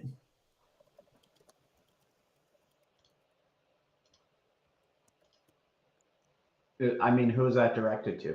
Anybody, any of the creationists. It's a question. Well, it does say that whales can echolocate miles away. Like, I'm sorry, man. Like, your evolution cannot account for that. Why No not? matter how you try to slice it and try to fit it in there, it just won't be able to do it. Could you But why answer my not, question? Well, I'd like my question answered first. If you had a population of humans that lived in a dark place, and 20 to 30% of them could actually click with their mouth and find things in front of them, wouldn't they be the ones to survive? Can I answer Theoretically. That's subjective. Like, I mean, I can make clicking noises with my. I can make clicking noises right now and close my eyes and get a sense of where things are. No, I can't. Well, I mean. Yeah, but Mark, we already assumed you weren't as evolved as us. Oh, totally. No, everything's as evolved as everything else. You know, I maybe worked on my brain power a bit. You know, there's okay, Mark, I think the obvious answer that they don't want to say to your question is yes. Grayson, yes. I would like the to ask ones Mark to be and able Grayson to a like question. in that circumstance, Lupin would probably have a tough time doing anything, and Lupin would be better off in order to find food and do this and do that. You know, he would have an advantage over me. If we were in a wilderness situation in a cave or something and he could find stuff by clicking like he can apparently, I would be screwed. Yeah, I totally agree. Yeah, but that's really just me adapting to a situation. I mean, it's not me developing anything new. I have a tongue and I have a roof of my mouth that I could use to click. Well, I've got a roof of my mouth. I will say that. I've definitely have a roof to my mouth. I found it ages ago. But look, and if you had children, I have to evolve. Well, if you had I have to develop all of those things in order to do that. Okay. I already have all those things, so you have to develop. All right, sure, but just say you have children, and some of those children are like they have some sort of mutation that they're really good at clicking or really good at hearing. They will be better off. Just say one of your children can actually is a bit of a you know, I don't want to say freak. This is just a hypothetical anyway. I'm not calling any of your children freaks or anything. But just say they have a freak ability to be able to do it like a meter beyond you. That's an advantage that they would do better than you. Yeah, but it's still just a talent you develop. It's not evolving into anything else. Well, the extra meter is, if that's something that their voice box has got a mutation that allows them to project a bit further and hear better, then that is an advantage that will be selected for. And then their children, if that one of them has some other advantage where their hearing can go really far, or they have exceptionally big ears for some reason, you know, who knows? That would be selected for. So you're trying to think of it as you don't have this ability and then suddenly you do, and that's not how evolution works. It's a progressive thing, like that happens over generations and generations and generations of this selection process. Just small advantages, tiny advantages, just piling up that they're the ones that survive, and then they're the ones that thrive and have more children with tiny little advantages. It's so slow. It's so slow that you know. It's so slow it doesn't happen. So slow it doesn't happen. Right? Yeah. Just a lot of time. I would like to hear Praise answer my question that I asked a few minutes ago. Praise, go ahead. Praise, I asked you why you think evolution cannot evolve echolocation. Because it's a process that is a linear process, and it's not going to jump and progressively go into something extravagant like echolocation. What? Now, I mean, like you could say there are survival, like getting more feathers, you know, or something, you know, like you go to the Arctic, you could get, you know, bears with, you know, fur that makes them more warm in the winter. But when it's something sophisticated such as echolocation, which is, I mean, it's very like technologically advanced. Like, I mean, we even have, you know, like sonar systems and the you know, underneath the what do you call those? The submarines. Like submarines even have, like, this is like 20th century technology that we even see in these animals. So, I mean, I can see to a point maybe, but not echolocation. That's where, and then even your own people. I mean, you're Like they're saying that it's going to take multiple evolutions, and really, I mean, isn't the one controversial enough, Grayson? Why would we invoke two of them or multiple of them or more of them? I think Lupin's got this technology already, so so much for the advanced technology. Lupin can do it already, so what's that about? And it's not a linear progression kind of thing. You have things like punctuated equilibrium, which is very fast changes all of a sudden due to changes in the thing. You have recombination. You have all of these mechanisms, which means that is so post hoc, man. Yeah, so praise. Excuse me, I'm talking. You have all of these mechanisms, so it's not linear. So if there is a rapid change in the environment, like for instance, if all of this species has to be in caves for some reason and they suddenly have no light, you will see a rapid change and a lot of death, because the ones that cannot adapt to that circumstance will die. So the idea that it's linear, I don't know where you get that idea from. Nobody says that it's linear. There are periods of rapid change, and when it reaches a stage in evolution where they are perfectly evolved for that environment, like sharks, for instance, are basically unchanged for millions of years. They've reached sort of peak predatorness kind of thing. What's this? So, hey, wait, real quick. I've got this on the screen right now. Praise. Which part of this do you think is impossible? I mean, they're going through. I mean, examining echolocation in bats. Where's the impossible step? I mean, it does sound like an argument from incredulity. Well, I mean, can you lay out the arguments and just like throw it up an article? I think I can throw up articles too, Grace. I mean, lay out the arguments. It just seems conjecture on your end. Well, has this ever been you said that you can admit to these small evolutionary changes, like adding more fur or feathers or whatever. So what is the impossible step? You're saying that to evolve echolocation, at some point, there's some step that evolution cannot do. What is that step? Go into something that I think would even probably broach upon metaphysics, like something that requires like sonar technology. That's like hearing and different types of capabilities that are really not even genetic. I don't even think how do you even explain hearing for humans? Okay, wait. Before we go off and try to change the subject for hearing in humans, I just want to make the point here that the technology by which we do sonar is not what bats have inside their bodies. I know, but I'm comparing it. Yeah, it absolutely is genetic for bats. Bats have a genetic ability to echolocate. There's no one that disputes that. It's not metaphysical. It's not technological. It is biological. That's your claim. I think that it's a categorical error. It's a category. What how could you error? How could you complain?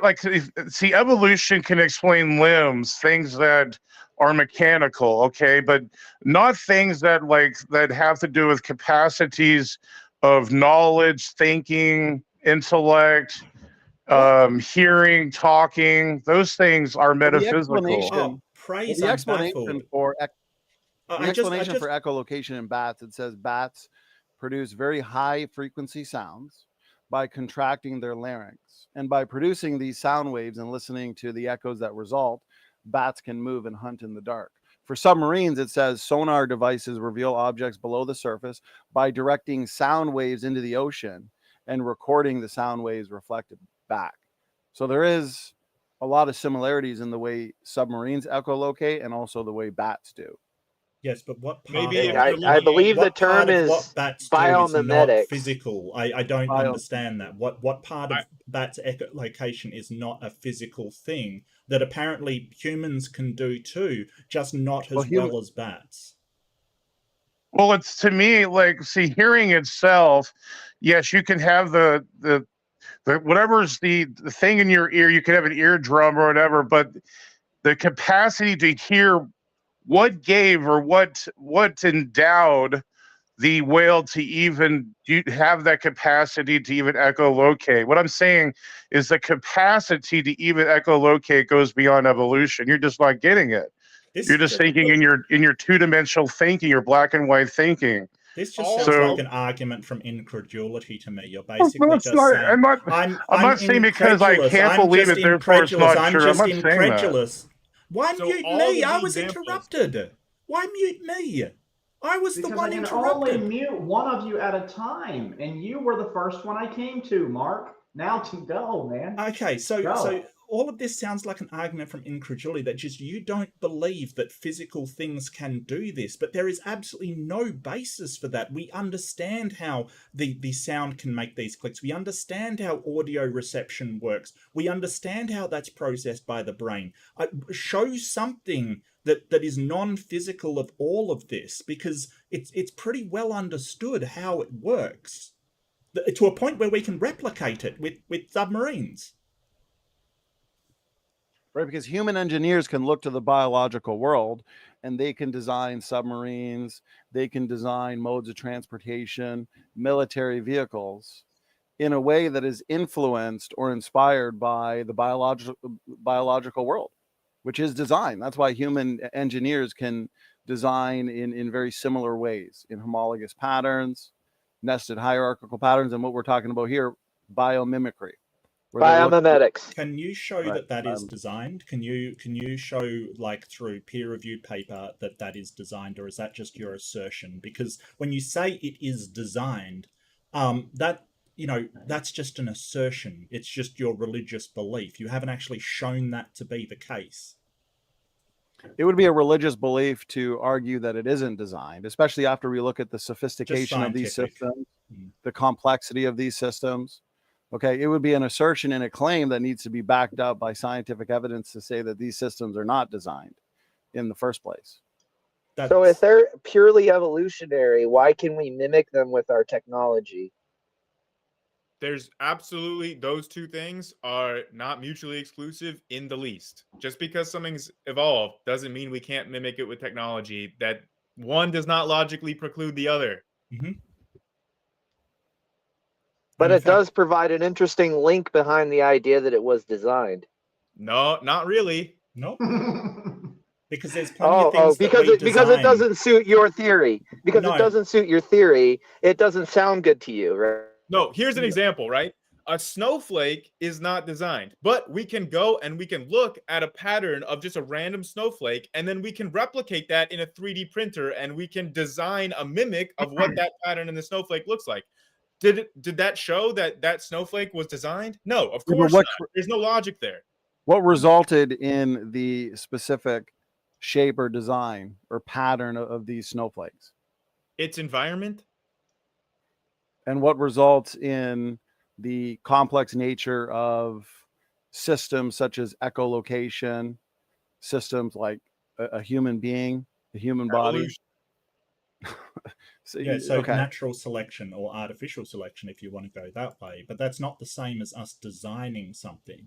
Like, and right there's the claim. We designed radar, for instance, and I don't think there's a natural analog for radar as well. Like, this whole idea that because we copy something in nature, it has to be designed in nature. As Grayson said, that is just a fallacy. It's just sort of saying, hey, because we copied this thing, the means we use to copy it are the way the thing would happen to come about. No, that's not the case. That does not follow. That is a complete non sequitur. Stephen, if you could share my screen real quick. Yes, here you go. It's giving me the infinity screen. Wow. Yeah, that's... there you go. All right. Is it working? Yep, gotcha. So I would argue from the Genesis starting point, okay, we can make predictions, we can make retrodictions. So the Bible claims that we are created in God's image. Okay, so there must be something about us that reflects the divine. And so the prediction would be, okay, maybe we can get a sense for how God designed the biological world based on the way we design things. And it just so turns out that we design in, again, homologous patterns, nested hierarchical patterns. We design interesting mosaics, transitional like vehicles. We have this interesting field, biomimetics. Okay. And so all of this is not by design in the sense that human engineers are designing modes of transportation in a way that supports the creation model. No, they're designing that way, and it just so happens to turn out to match the biological world. Yep. And so that is confirmed expectations from the biblical creation model. And I want to relate this to ERVs, and then Mark or Grayson, take as much time as you want to respond. This all comes down to function. And so ERVs were brought up earlier from Mark, if I'm not mistaken, with Kent. Okay, why do we share endogenous retroviruses and ERV-like sequences with primates, with chimpanzees, basically the biological world in general? Well, we have paper after paper. This is from 2021. They admit long disregarded as junk DNA. And so they're admitting that evolutionary scientists used to look to endogenous retroviruses as being junk, genomic dark matter, non-functional evolutionary leftovers. But now what they're finding more and more, again, this is 2021, they have turned out to represent important components of the antiviral immune response. They not only regulate cellular immune activation, but may even directly target invading viral pathogens. And last thing I'll say, what's interesting is the specific makeup of the ERV, why they share sequence similarity to exogenous retroviruses like HIV, right? You got the LTRs, long terminal repeats, GAG, POL, and ENV genes, or components of the ERV. Those components, the structure and build of the ERV is actually necessary for them to carry out many of their roles, two of them being this, fighting off exogenous retroviral infections, and tumor suppression. They do that through viral mimicry, which means they have to look like the viruses in order to mimic them and therefore fight off tumors. And so long story short, the reason why we share endogenous retroviruses with chimpanzees and other creatures in the biological world is for common design purposes. They serve a function. They serve a benefit. And they have to look the way they do to serve that operational role. Go ahead. Okay, so Okay, you went through a lot there, actually. So this whole idea of religious belief kind of thing, you basically start with a Hey, religious Mark. belief. Yeah, I was going to ask if you could zoom in on it. There Yeah, you go. you basically start with a religious belief and then try to fit all of the evidence to it. It's not, sort of, misunderstood or anything. That's what you do. You're basically cherry picking. This is your paper that you brought up. You had a reference for it down the bottom. I'm so glad you brought it up, Donnie. So when you say they're necessary for the biological function of that animal now. It has become necessary. Like when you say they're necessary for life, they're not necessary for all life because there are other life forms, other species that do not have these viruses. But what's interesting is these viruses match perfectly to the hierarchical tree that we have of evolution. And now this is your paper. This is the one you cited. It's basically telling how you, the genus that are indicative of a long-lasting coevolution with endogenous viral pathogens. And the simple yet effective antiviral mechanism that you're talking about that has evolved several times independently during mammalian evolution. All of this is in the paper that you are quoting, how it goes into evolution. It quotes how we know that fusogenic human endogenous retrovirus envelopes identifies syncytin 2 as a gene conserved on primate evolution. So all of this is due to evolution. It is well spelled out in that paper. It's just you choose to ignore that which you do not want to fit with your religion. It does not support independent creation at all. It supports evolution. This is what the paper says. So while you can cherry pick out of papers all you want, you are misrepresenting the paper because they quite clearly tell you that evolution is responsible for these antiviral productions. So, I don't know why you're using this paper that 100% disagrees with you, but, it's absolutely shocking that you will sort of use this paper at all. Okay, let me respond. Leave the paper up so we can examine it. Okay, so high on rhetoric, little on substance, which is typical with Mark, my boy. So I do love you for that, though. You said you're shocked. I'm flabbergasted that you're repeating the same points that I've refuted over and over again. Okay, so Mark, unfortunately, doesn't know how to examine these papers in a way that recognizes unvalidated assumptions and guesswork and the actual empirical data. Okay, simply asserting these functions were co-opted does not demonstrate true co-option. Yeah, you'll see in these papers that I frequently cite that these are motors of evolution and they were co-opted without actually demonstrating true co-option, the true acquisition or evolution of these functions. Okay, acting as antiviral protectors, acting in cell stress responses, functioning in embryological development, where literally if we did not have these retroviral-like sequences, we wouldn't exist. Mammals wouldn't exist today. And these are just, I'm almost done, Grayson. These are just a few of the many functional roles associated with ERVs. And again, the major question from more informed evolutionists is, why do endogenous retroviruses share sequence similarities to exogenous retroviruses? Mark dodged, duck, dip, dive, and dodge.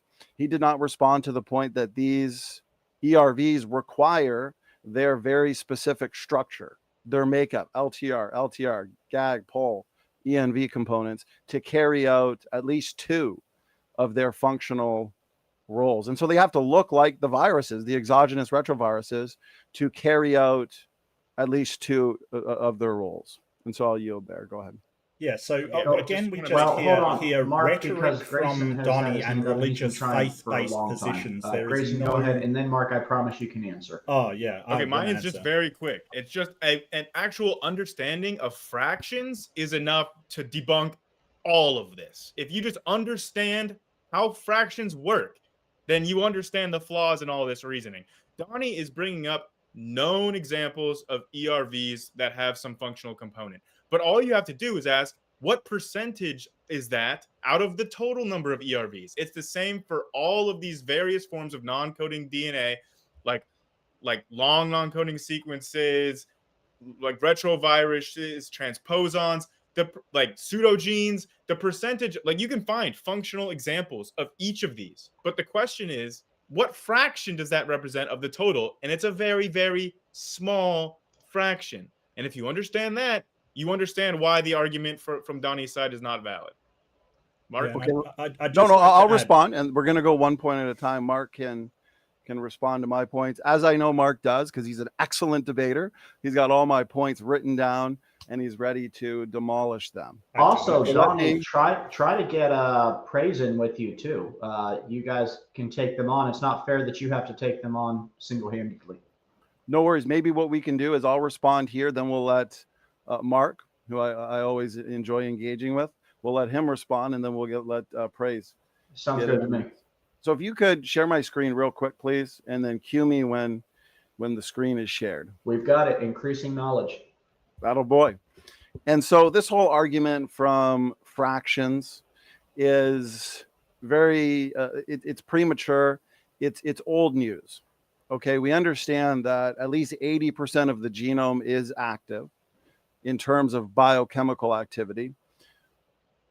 Grayson would argue that this is mostly just noise, but this argument's easily refuted, and we can engage that if we have to. We've already engaged that for hours and hours. And so within that 80% activity, genomic activity, guess what we find? Pseudogenes, allele sequences, endogenous retroviruses. And so that tells us that these are active. But again, we are in the beginning stages of understanding genomic functionality. Okay, we are just starting to recognize good design. We're recognizing these amazing functions in these DNA elements and units that the evolutionary community has acknowledged. They used to believe were junk. And so here you'll notice from 2021, same paper, our knowledge about endogenous retroviral elements involved in cell immune responses is what? Constantly increasing. And so when you actually dig deep into the technical literature, they are admitting that over time, our knowledge in terms of ERV function is increasing more and more and more. They've even now discovered that these transcriptionally silent ERVs have an advantage to the host and are functional. Many evolutionists have argued, well, these transcriptionally silent ERVs, you know, they must truly be junk. They must truly be the ancient leftover remnants of past viral infections. When in fact, no. Again, same paper, 2021, they talk about how the presence of these very specific ERV elements may promote recombination processes that can help with genetic diversity, help with adaptation. And so transcriptionally silent and also ERVs that are transcribed, they have a functional role, and they admit that the knowledge in terms of these functions is increasing more and more and more. And so the last thing I'll say, science is about making testable and falsifiable predictions. And so me as a biblical creationist, I can look at this data, this accumulating data and knowledge, and I can make very specific predictions. And those predictions involved DNA functionality. I predict in the next 10 years, we're going to find even more functional roles and abilities for ERVs, ALU sequences, pseudogenes, and just the non-coding regions of our genome in general. And so I'll wrap it up there. Okay, so this is really a disingenuous argument by Donnie, and it has absolutely no credibility behind it whatsoever. He's basically just saying, hey, because they have functionality, it must be something created, and that's just a facile argument. When he says in fact, it's not facts. That's not what anybody actually says is a fact. The thing is that basically what he's basically doing is saying, hey, if they have functionality, they must be designed. And that's a poor argument. We understand how they came. This whole idea that, oh, we get more information in science, so we understand more about these things that we thought were junk. It's like saying, hey, we understand more about cancer, so all cancer research is bunk. It must have been designed. It's a terrible argument. All levels of science, we're getting more and more information and updating our information. That's the difference between science and what Donnie is using, which is faith. He basically has a belief in the Bible first, then he tries to fit everything with the Bible. And as Grayson pointed out, all you have to do is look at statistically how these have mutated. And we have a lot of information about them mutating. The paper that Donnie keeps bringing up has references to show how these mutations can cause benefits in the cells. And we've demonstrated that through experimentation. This isn't not understood. The only, and Donnie has nothing to back up his claims that this was a created design. Nothing at all besides his own rhetoric. All he does is just repeat it. Oh, it has purpose, therefore designed, or it has function, therefore designed. And that is a non sequitur. Just because it has function doesn't mean it couldn't have evolved that function. And it is much more likely, if you listen to Grayson and the papers that he's using to show that the mutations in those ERVs produce benefits, just like any other cell in the body, it's much more likely to be evolution than some kind of created design. Which, and I'll just reiterate, the entire evidence Donnie has for this is his religious belief. He's just asserting it. It's not fact. And there's no papers on it. There's no demonstration of it. He is just asserting that a creator designed these things to look like viruses, to have all the structure of viruses, but in fact they're designed by something. If you can show that, then do so, Donnie. Don't just assert it. So let me respond. I did see praise on mute. We're going to get you in on this soon. Mark said he wants to reiterate, and I appreciate that because his entire rebuttal there was one massive reiteration of talking points that I've already demolished over and over again. And this is why I love Mark. I do appreciate him. And so he dodged my predictions, dodged my responses, completely dodged my explanation for why endogenous retroviruses share sequence similarity to exogenous retroviruses. This is necessary for them to carry out their functional roles in fighting off viruses and also in tumor suppression. He's also failed yet again to provide evidence for the co-option that he continues to assert. All we find here from Mark are claims and assertions, and Mark's responses here are a gift. They really are a gift to creation science, because they demonstrate how powerful the evidence is for the common design model and just how lacking the evolutionary community is in terms of providing explanations, empirical explanations for these amazing functional roles. Just asserting co-option, claiming co-option, as we see in these papers, it's really not going to cut it. I want to see testable and falsifiable predictions being made by Mark. If you could share my screen real quick, because that's the gold standard of science. And that is what I have done in this back and forth is I have looked to the data in these technical papers. This is what Mark doesn't understand is we have the data presented in these technical papers. Okay. So we find that these ERVs are incredibly functional in determining cell types, regulating genes. Basically, without ERVs, and this is where I want to find a very specific paper. We've got an entire presentation here at 200 slides. They admit in the technical literature that without ERVs, we would not exist. Mammals would not exist. Notice right here. Okay. Without these very specific HERVs, human endogenous retroviruses, humans and mammals would have never existed because ERVs are necessary for the placenta and also for embryological development. In terms of the tumor suppression, it's very interesting because transcribed ERVs can actually mimic an exogenous retrovirus, a harmful retrovirus. And as a result, the immune system, which is joined by the P53 guardian of the genome, this incredibly complex protein, P53 protein, and they target that very specific cell with destruction because it looks like it's being invaded by a retrovirus. And this helps to fight against tumors. But again, the endogenous retrovirus requires those similarities to exogenous retroviruses to carry out that very important role. And so I like to exist. Mark likes to exist. Why do we share endogenous retroviruses? It's because we require them to live. It's the same reason why all types of modes of transportation have an engine in common. Okay, because without the engine, those vehicles are not going to get very far. And so I'll yield there.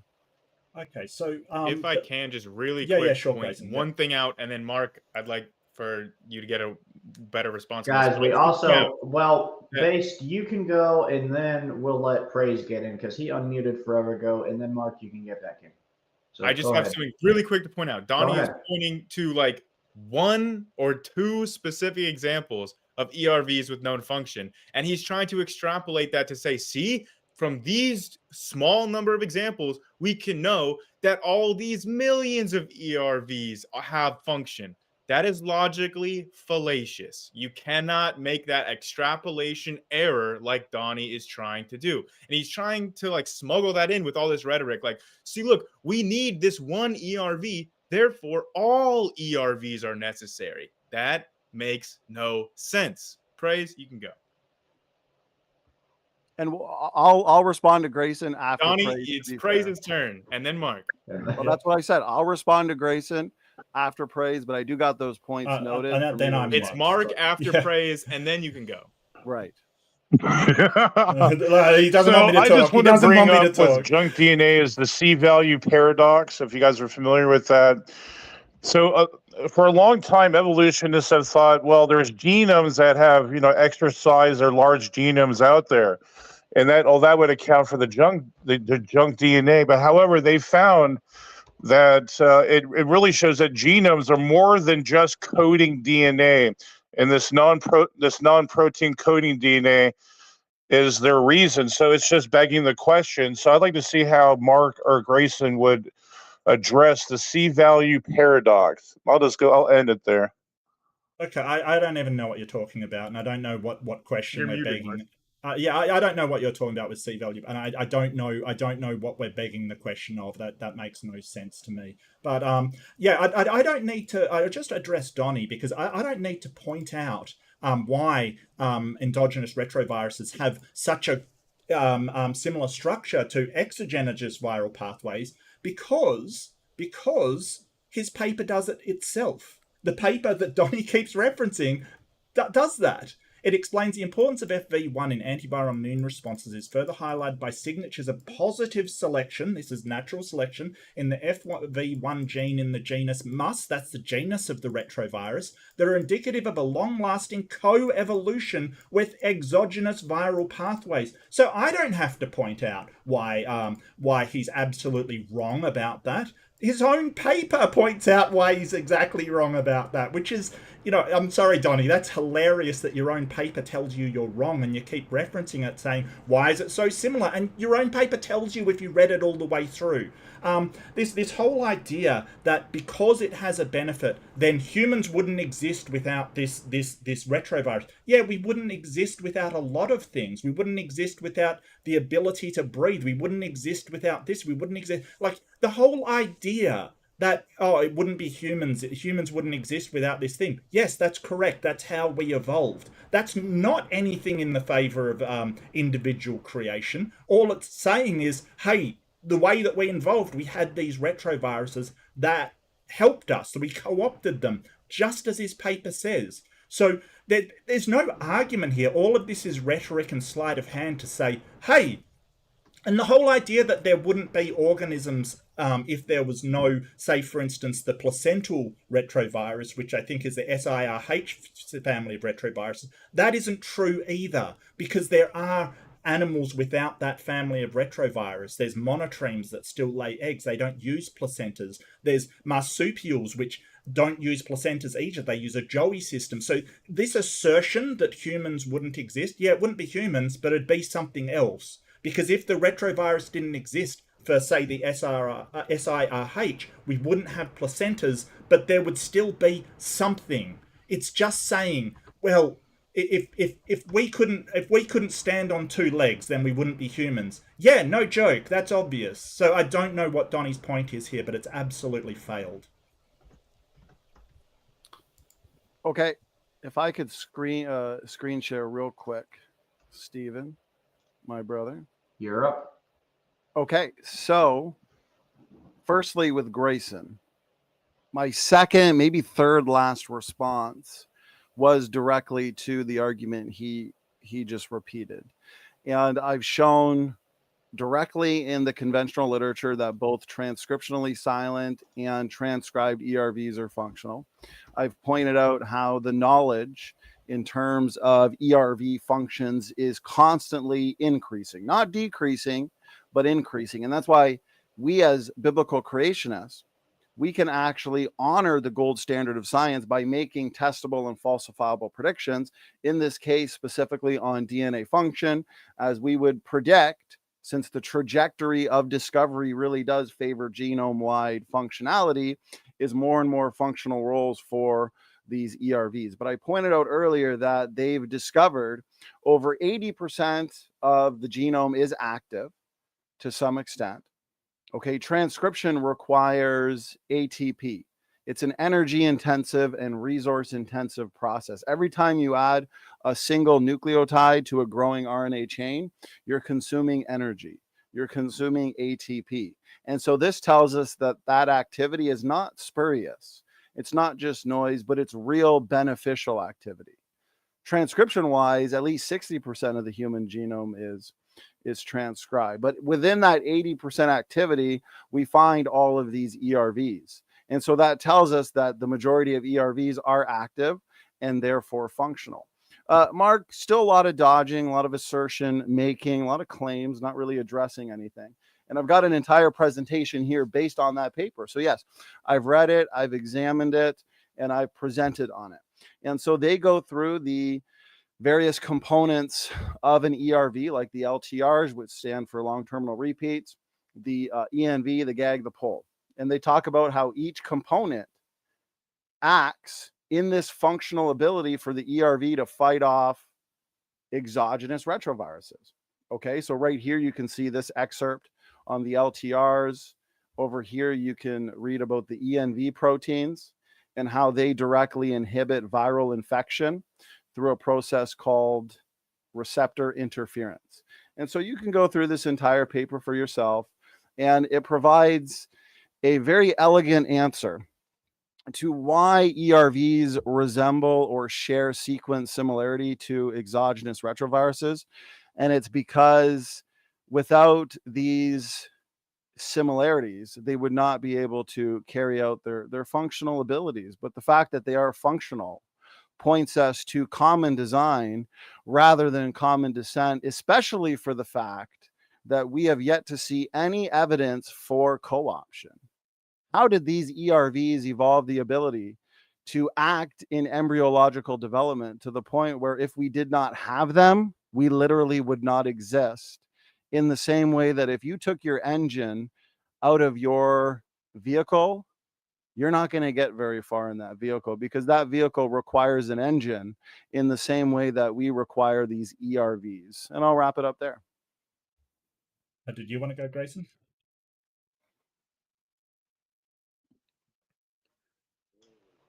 Mark, where did you go? Did you want to go, Grayson? I was muted for some reason. I'm not sure why. Okay, I was going to ask if you were muted, but I'm muting everybody when they're not talking. That's okay. That's all right. I just wanted to ask Grayson if he wanted to go, or whether you want to. Also, Mark, you had two screens shared for a moment. Did you remove the one you don't want shared? Oh, yeah. Sorry, you want shared? My bad. Yeah, sorry. I'll just real quick point out that in that quote that Donnie was pulling from that paper, it said the LTRs mentioned above. It's not referring to all LTRs. It's mentioning the one or two that were brought up in the paragraphs above where he mined that quote from. So again, nothing he showed is showing that all of these ERVs are functional or even implying it. None of these authors are trying to imply what Donnie is trying to imply from their quotes. Mark? Yeah, so this is the thing, and I didn't dodge. I pointed out in his own paper that sort of, there's nothing that I have dodged at all. This is a paper for rapid evolution in F1 in animals. If you could share my screen now. I don't see anything shared, Mark. Oh, I'm sorry. No, actually, no. You have nothing shared. I have nothing shared. Okay, well that's my fault then. Hold on one sec. I'll try it again. You're right. You're absolutely right. OBS was a nightmare. I'm just going to say that right now. Dude, I'm telling you, I worked in tech support when I tried it. It sucks. Whoops. I mean, it's great, but it's complicated. Yeah. So this is the reference they give for how they know that the mus group of retroviruses is actually, like, they have traced the phylogeny of these viruses themselves, because as a series of viruses, we know they evolve as well. And this is the sort of arms race that is happening between endogenous retroviruses and exogenous retroviruses, ones outside the body. This paper, which is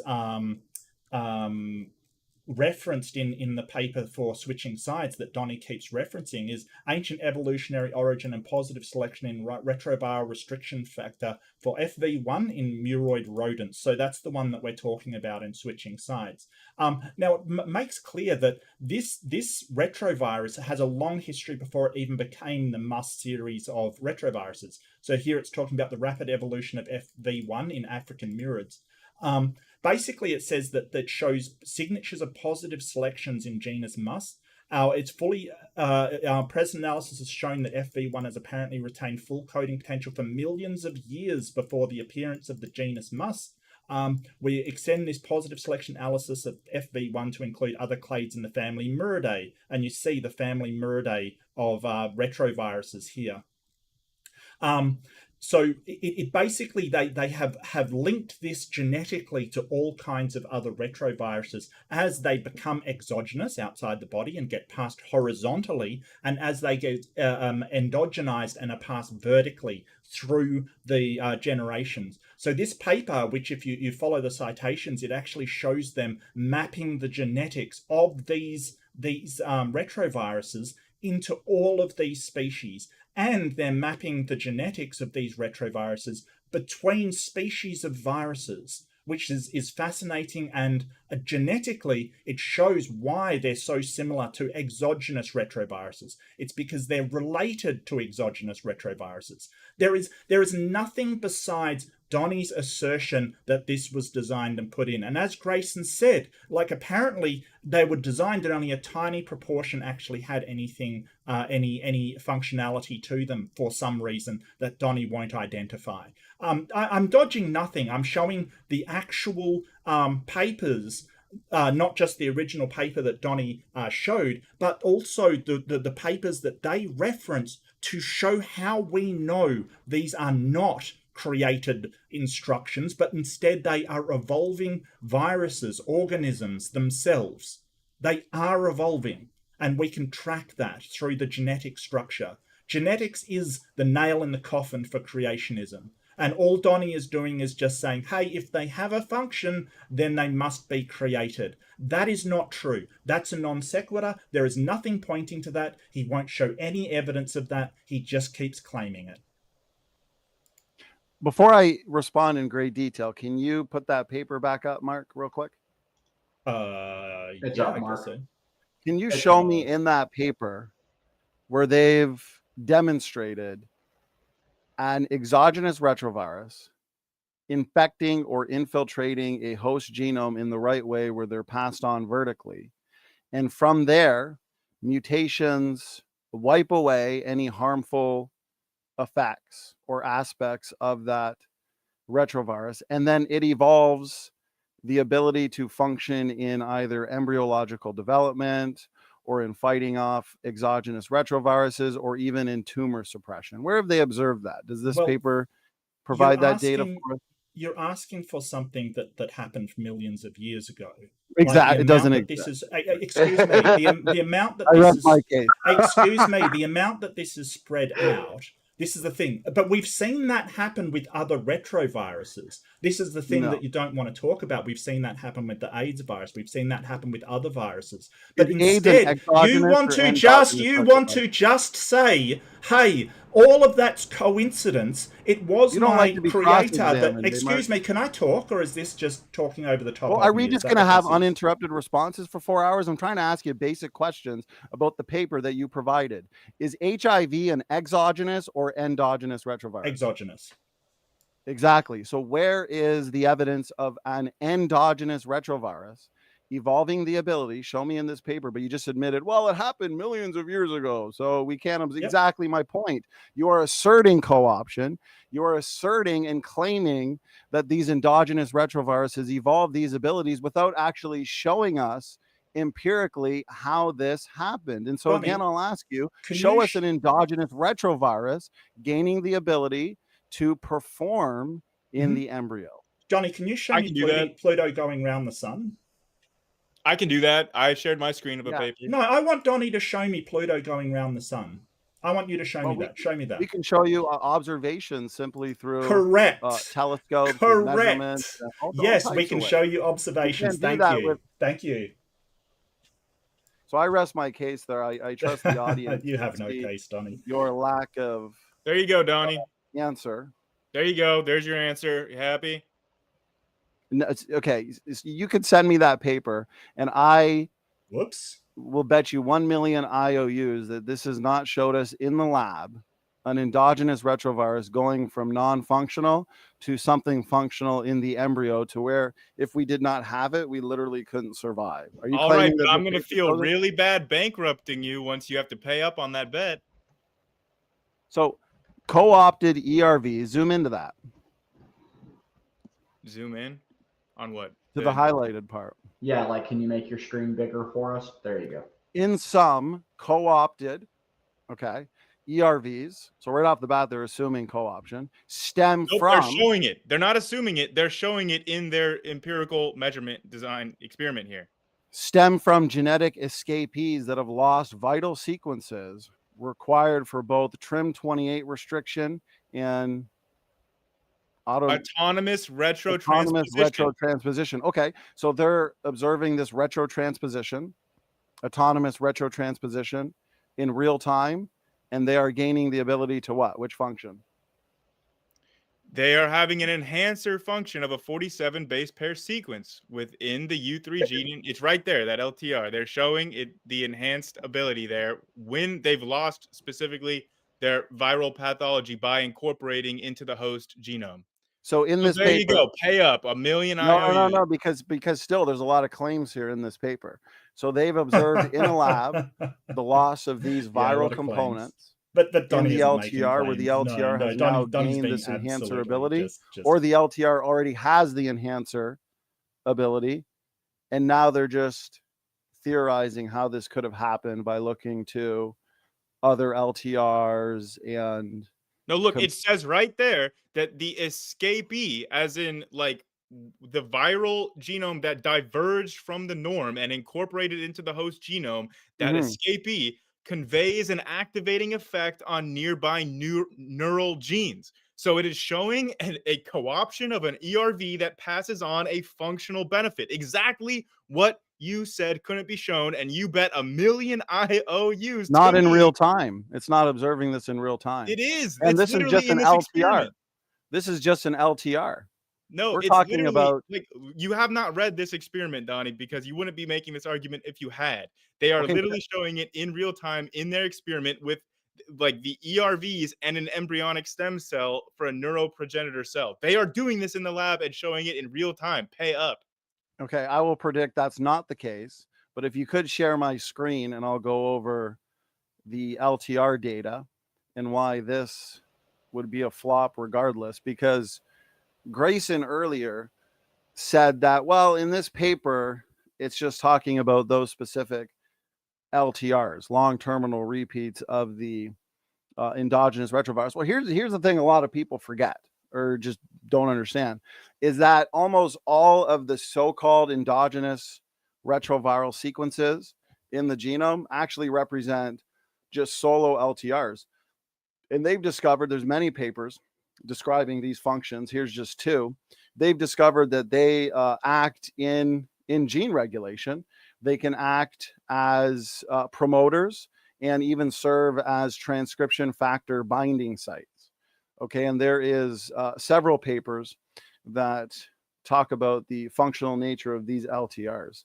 And so why are we to believe that these solo LTRs that have functional roles in the genomes of living organisms, they lack the GAG, the POL, the ENV components of an ERV?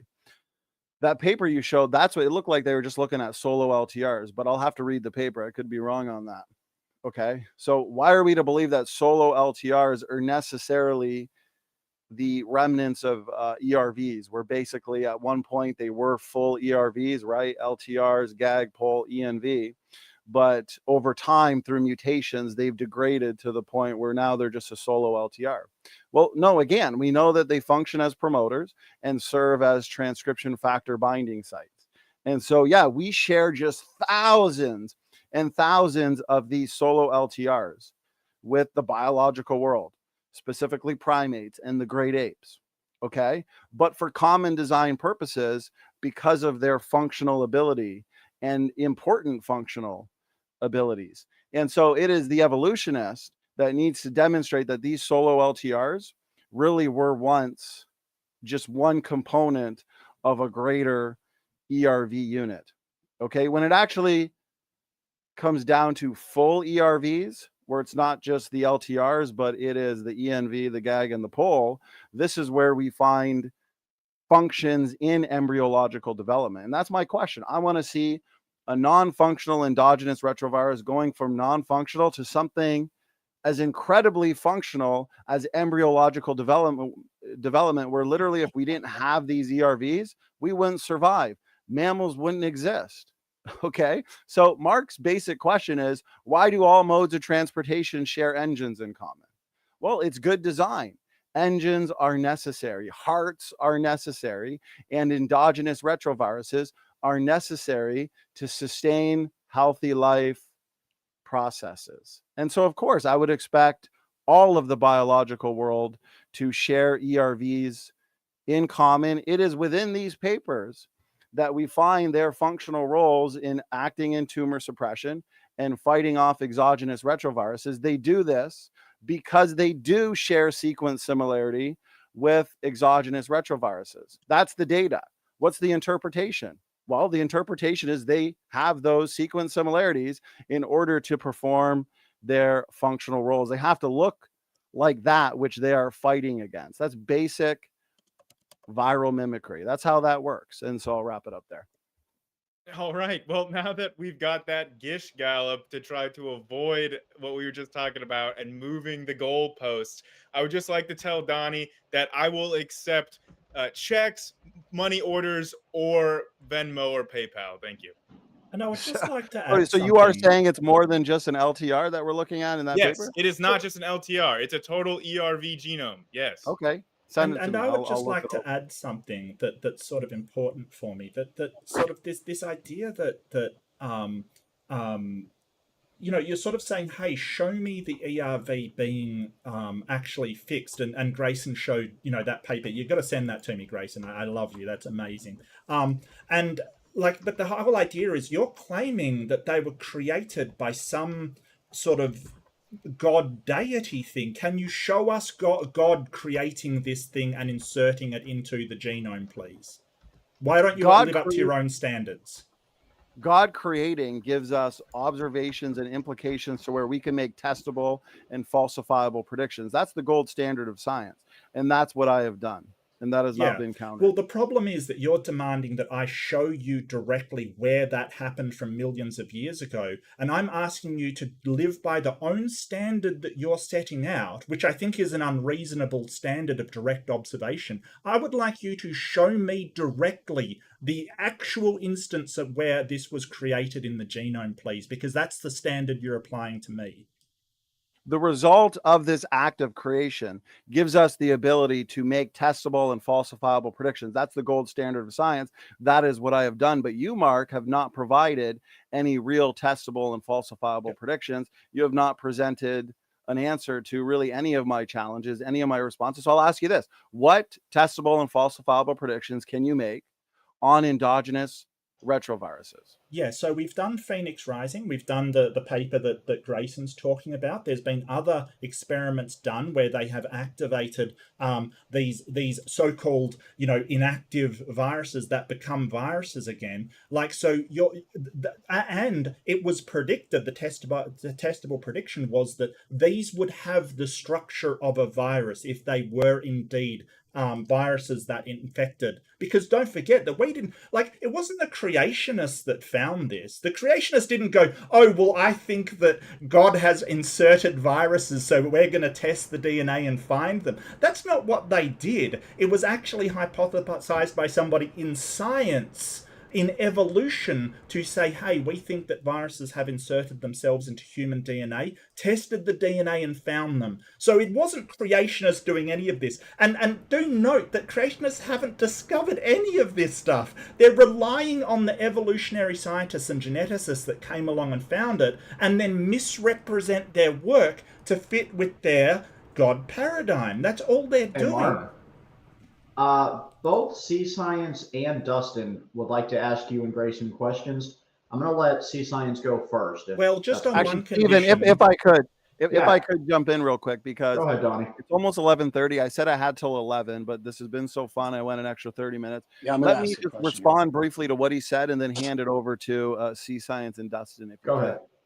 So just to leave no stone unturned, can you share my screen real quick? It's just a basic image. You can find it in you can find a diagram like this in many papers. And so yeah, this is the structure of your ERV. Okay, your LTRs on either side with your host DNA, your GAG, your pol and ENV components. Okay, and so with Mark's answer there, I didn't see anything that's future in terms of being testable and falsifiable. You mentioned the Phoenix Rising experiment. Well, this comes down to the question, what is the origin of retroviruses in general? And so this is a much bigger debate. There's a paradox, a chicken and egg problem for the evolutionists, because retroviruses actually require hosts to replicate.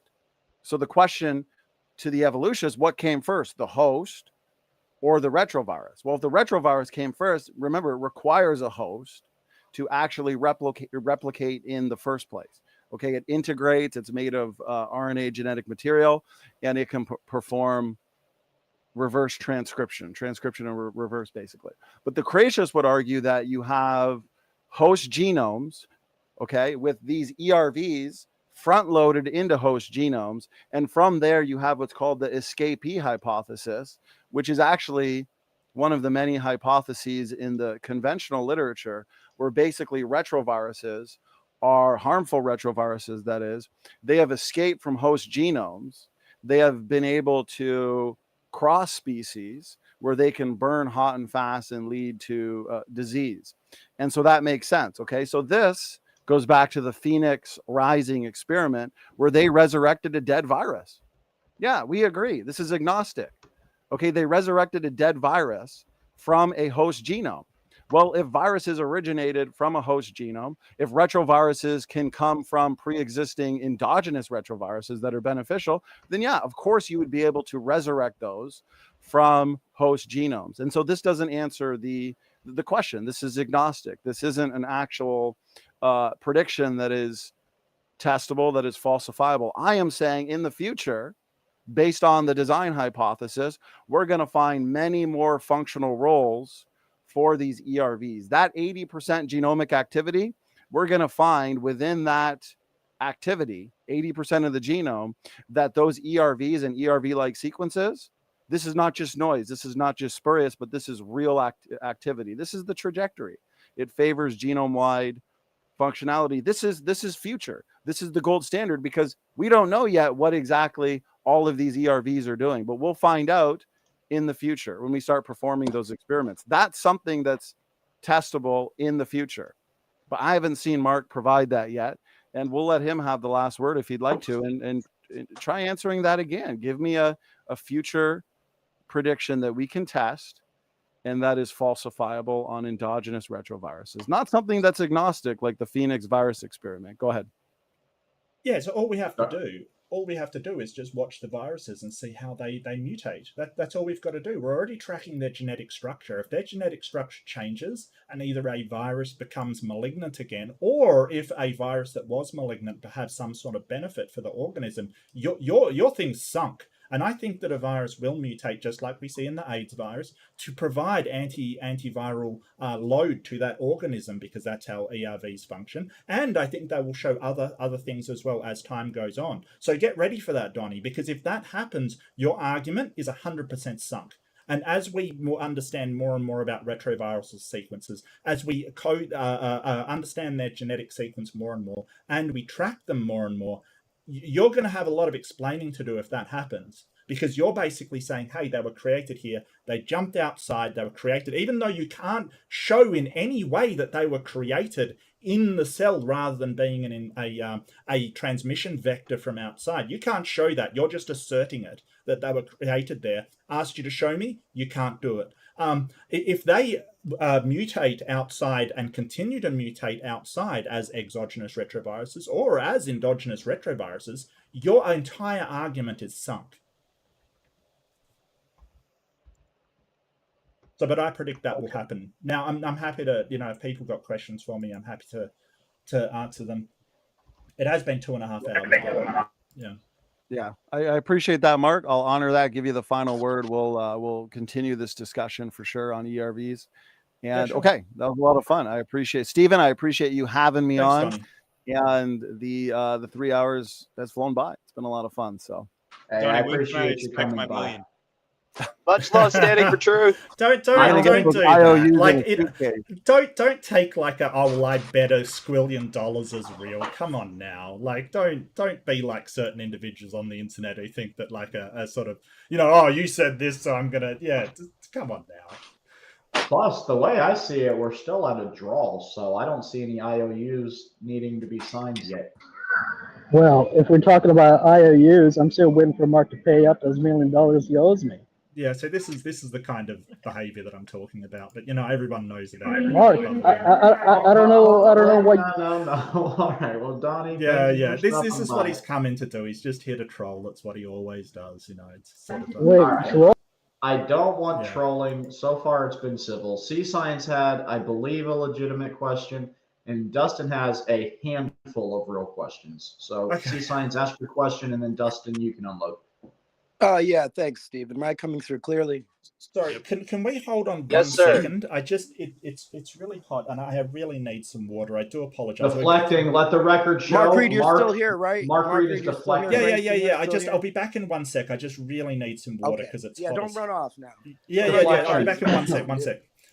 Oops. All right. I'll wait for you to get back because the question's for you. Yeah. Sure, no worries. And it's an ERV question. He's trying to leave. Either he needs to use the bathroom or he's being yelled at by his wife. One of those two are. I think if his wife was yelling at him, it would be in the form of a frying pan, and we would see it. I don't think he was being yelled at by his wife because he would have left without explaining. No, he literally just said that he's thirsty and wants to get some water. Okay, but saved by real quick. Yes. Saved by the thirst. So praise already. Sorry, mate. Sorry. Wow, it's really hot over here. Hey. That's right. Yeah, and the guy has been talking for so long. I mean, give him a break, man. He just needed some water. I was joking when I said he was deflecting. No, it's fine. I get it. Like, I ran to get some hydration because I need the sustenance. It's getting hot. It has nothing to do because Australia is as hot as hellfire. Not at all. Feels like it. Damn. Yeah, man. So, hey, Mark, would it be would it be fair to say your wife knows how to throw the boomer pan? Dude. What? No. You said his wife. What is a boomerang? I have boomerang. He's making a joke like the boomerang, only with a frying pan. What is happening? Oh my goodness. Okay, pause that. Justin, you don't know what a boomerang is? Are you serious? I didn't hear boomerang. So he said his wife can throw a boomerang. I heard boomer bang. I said boomer pan, right? But whatever. I was trying to be. Okay. All right.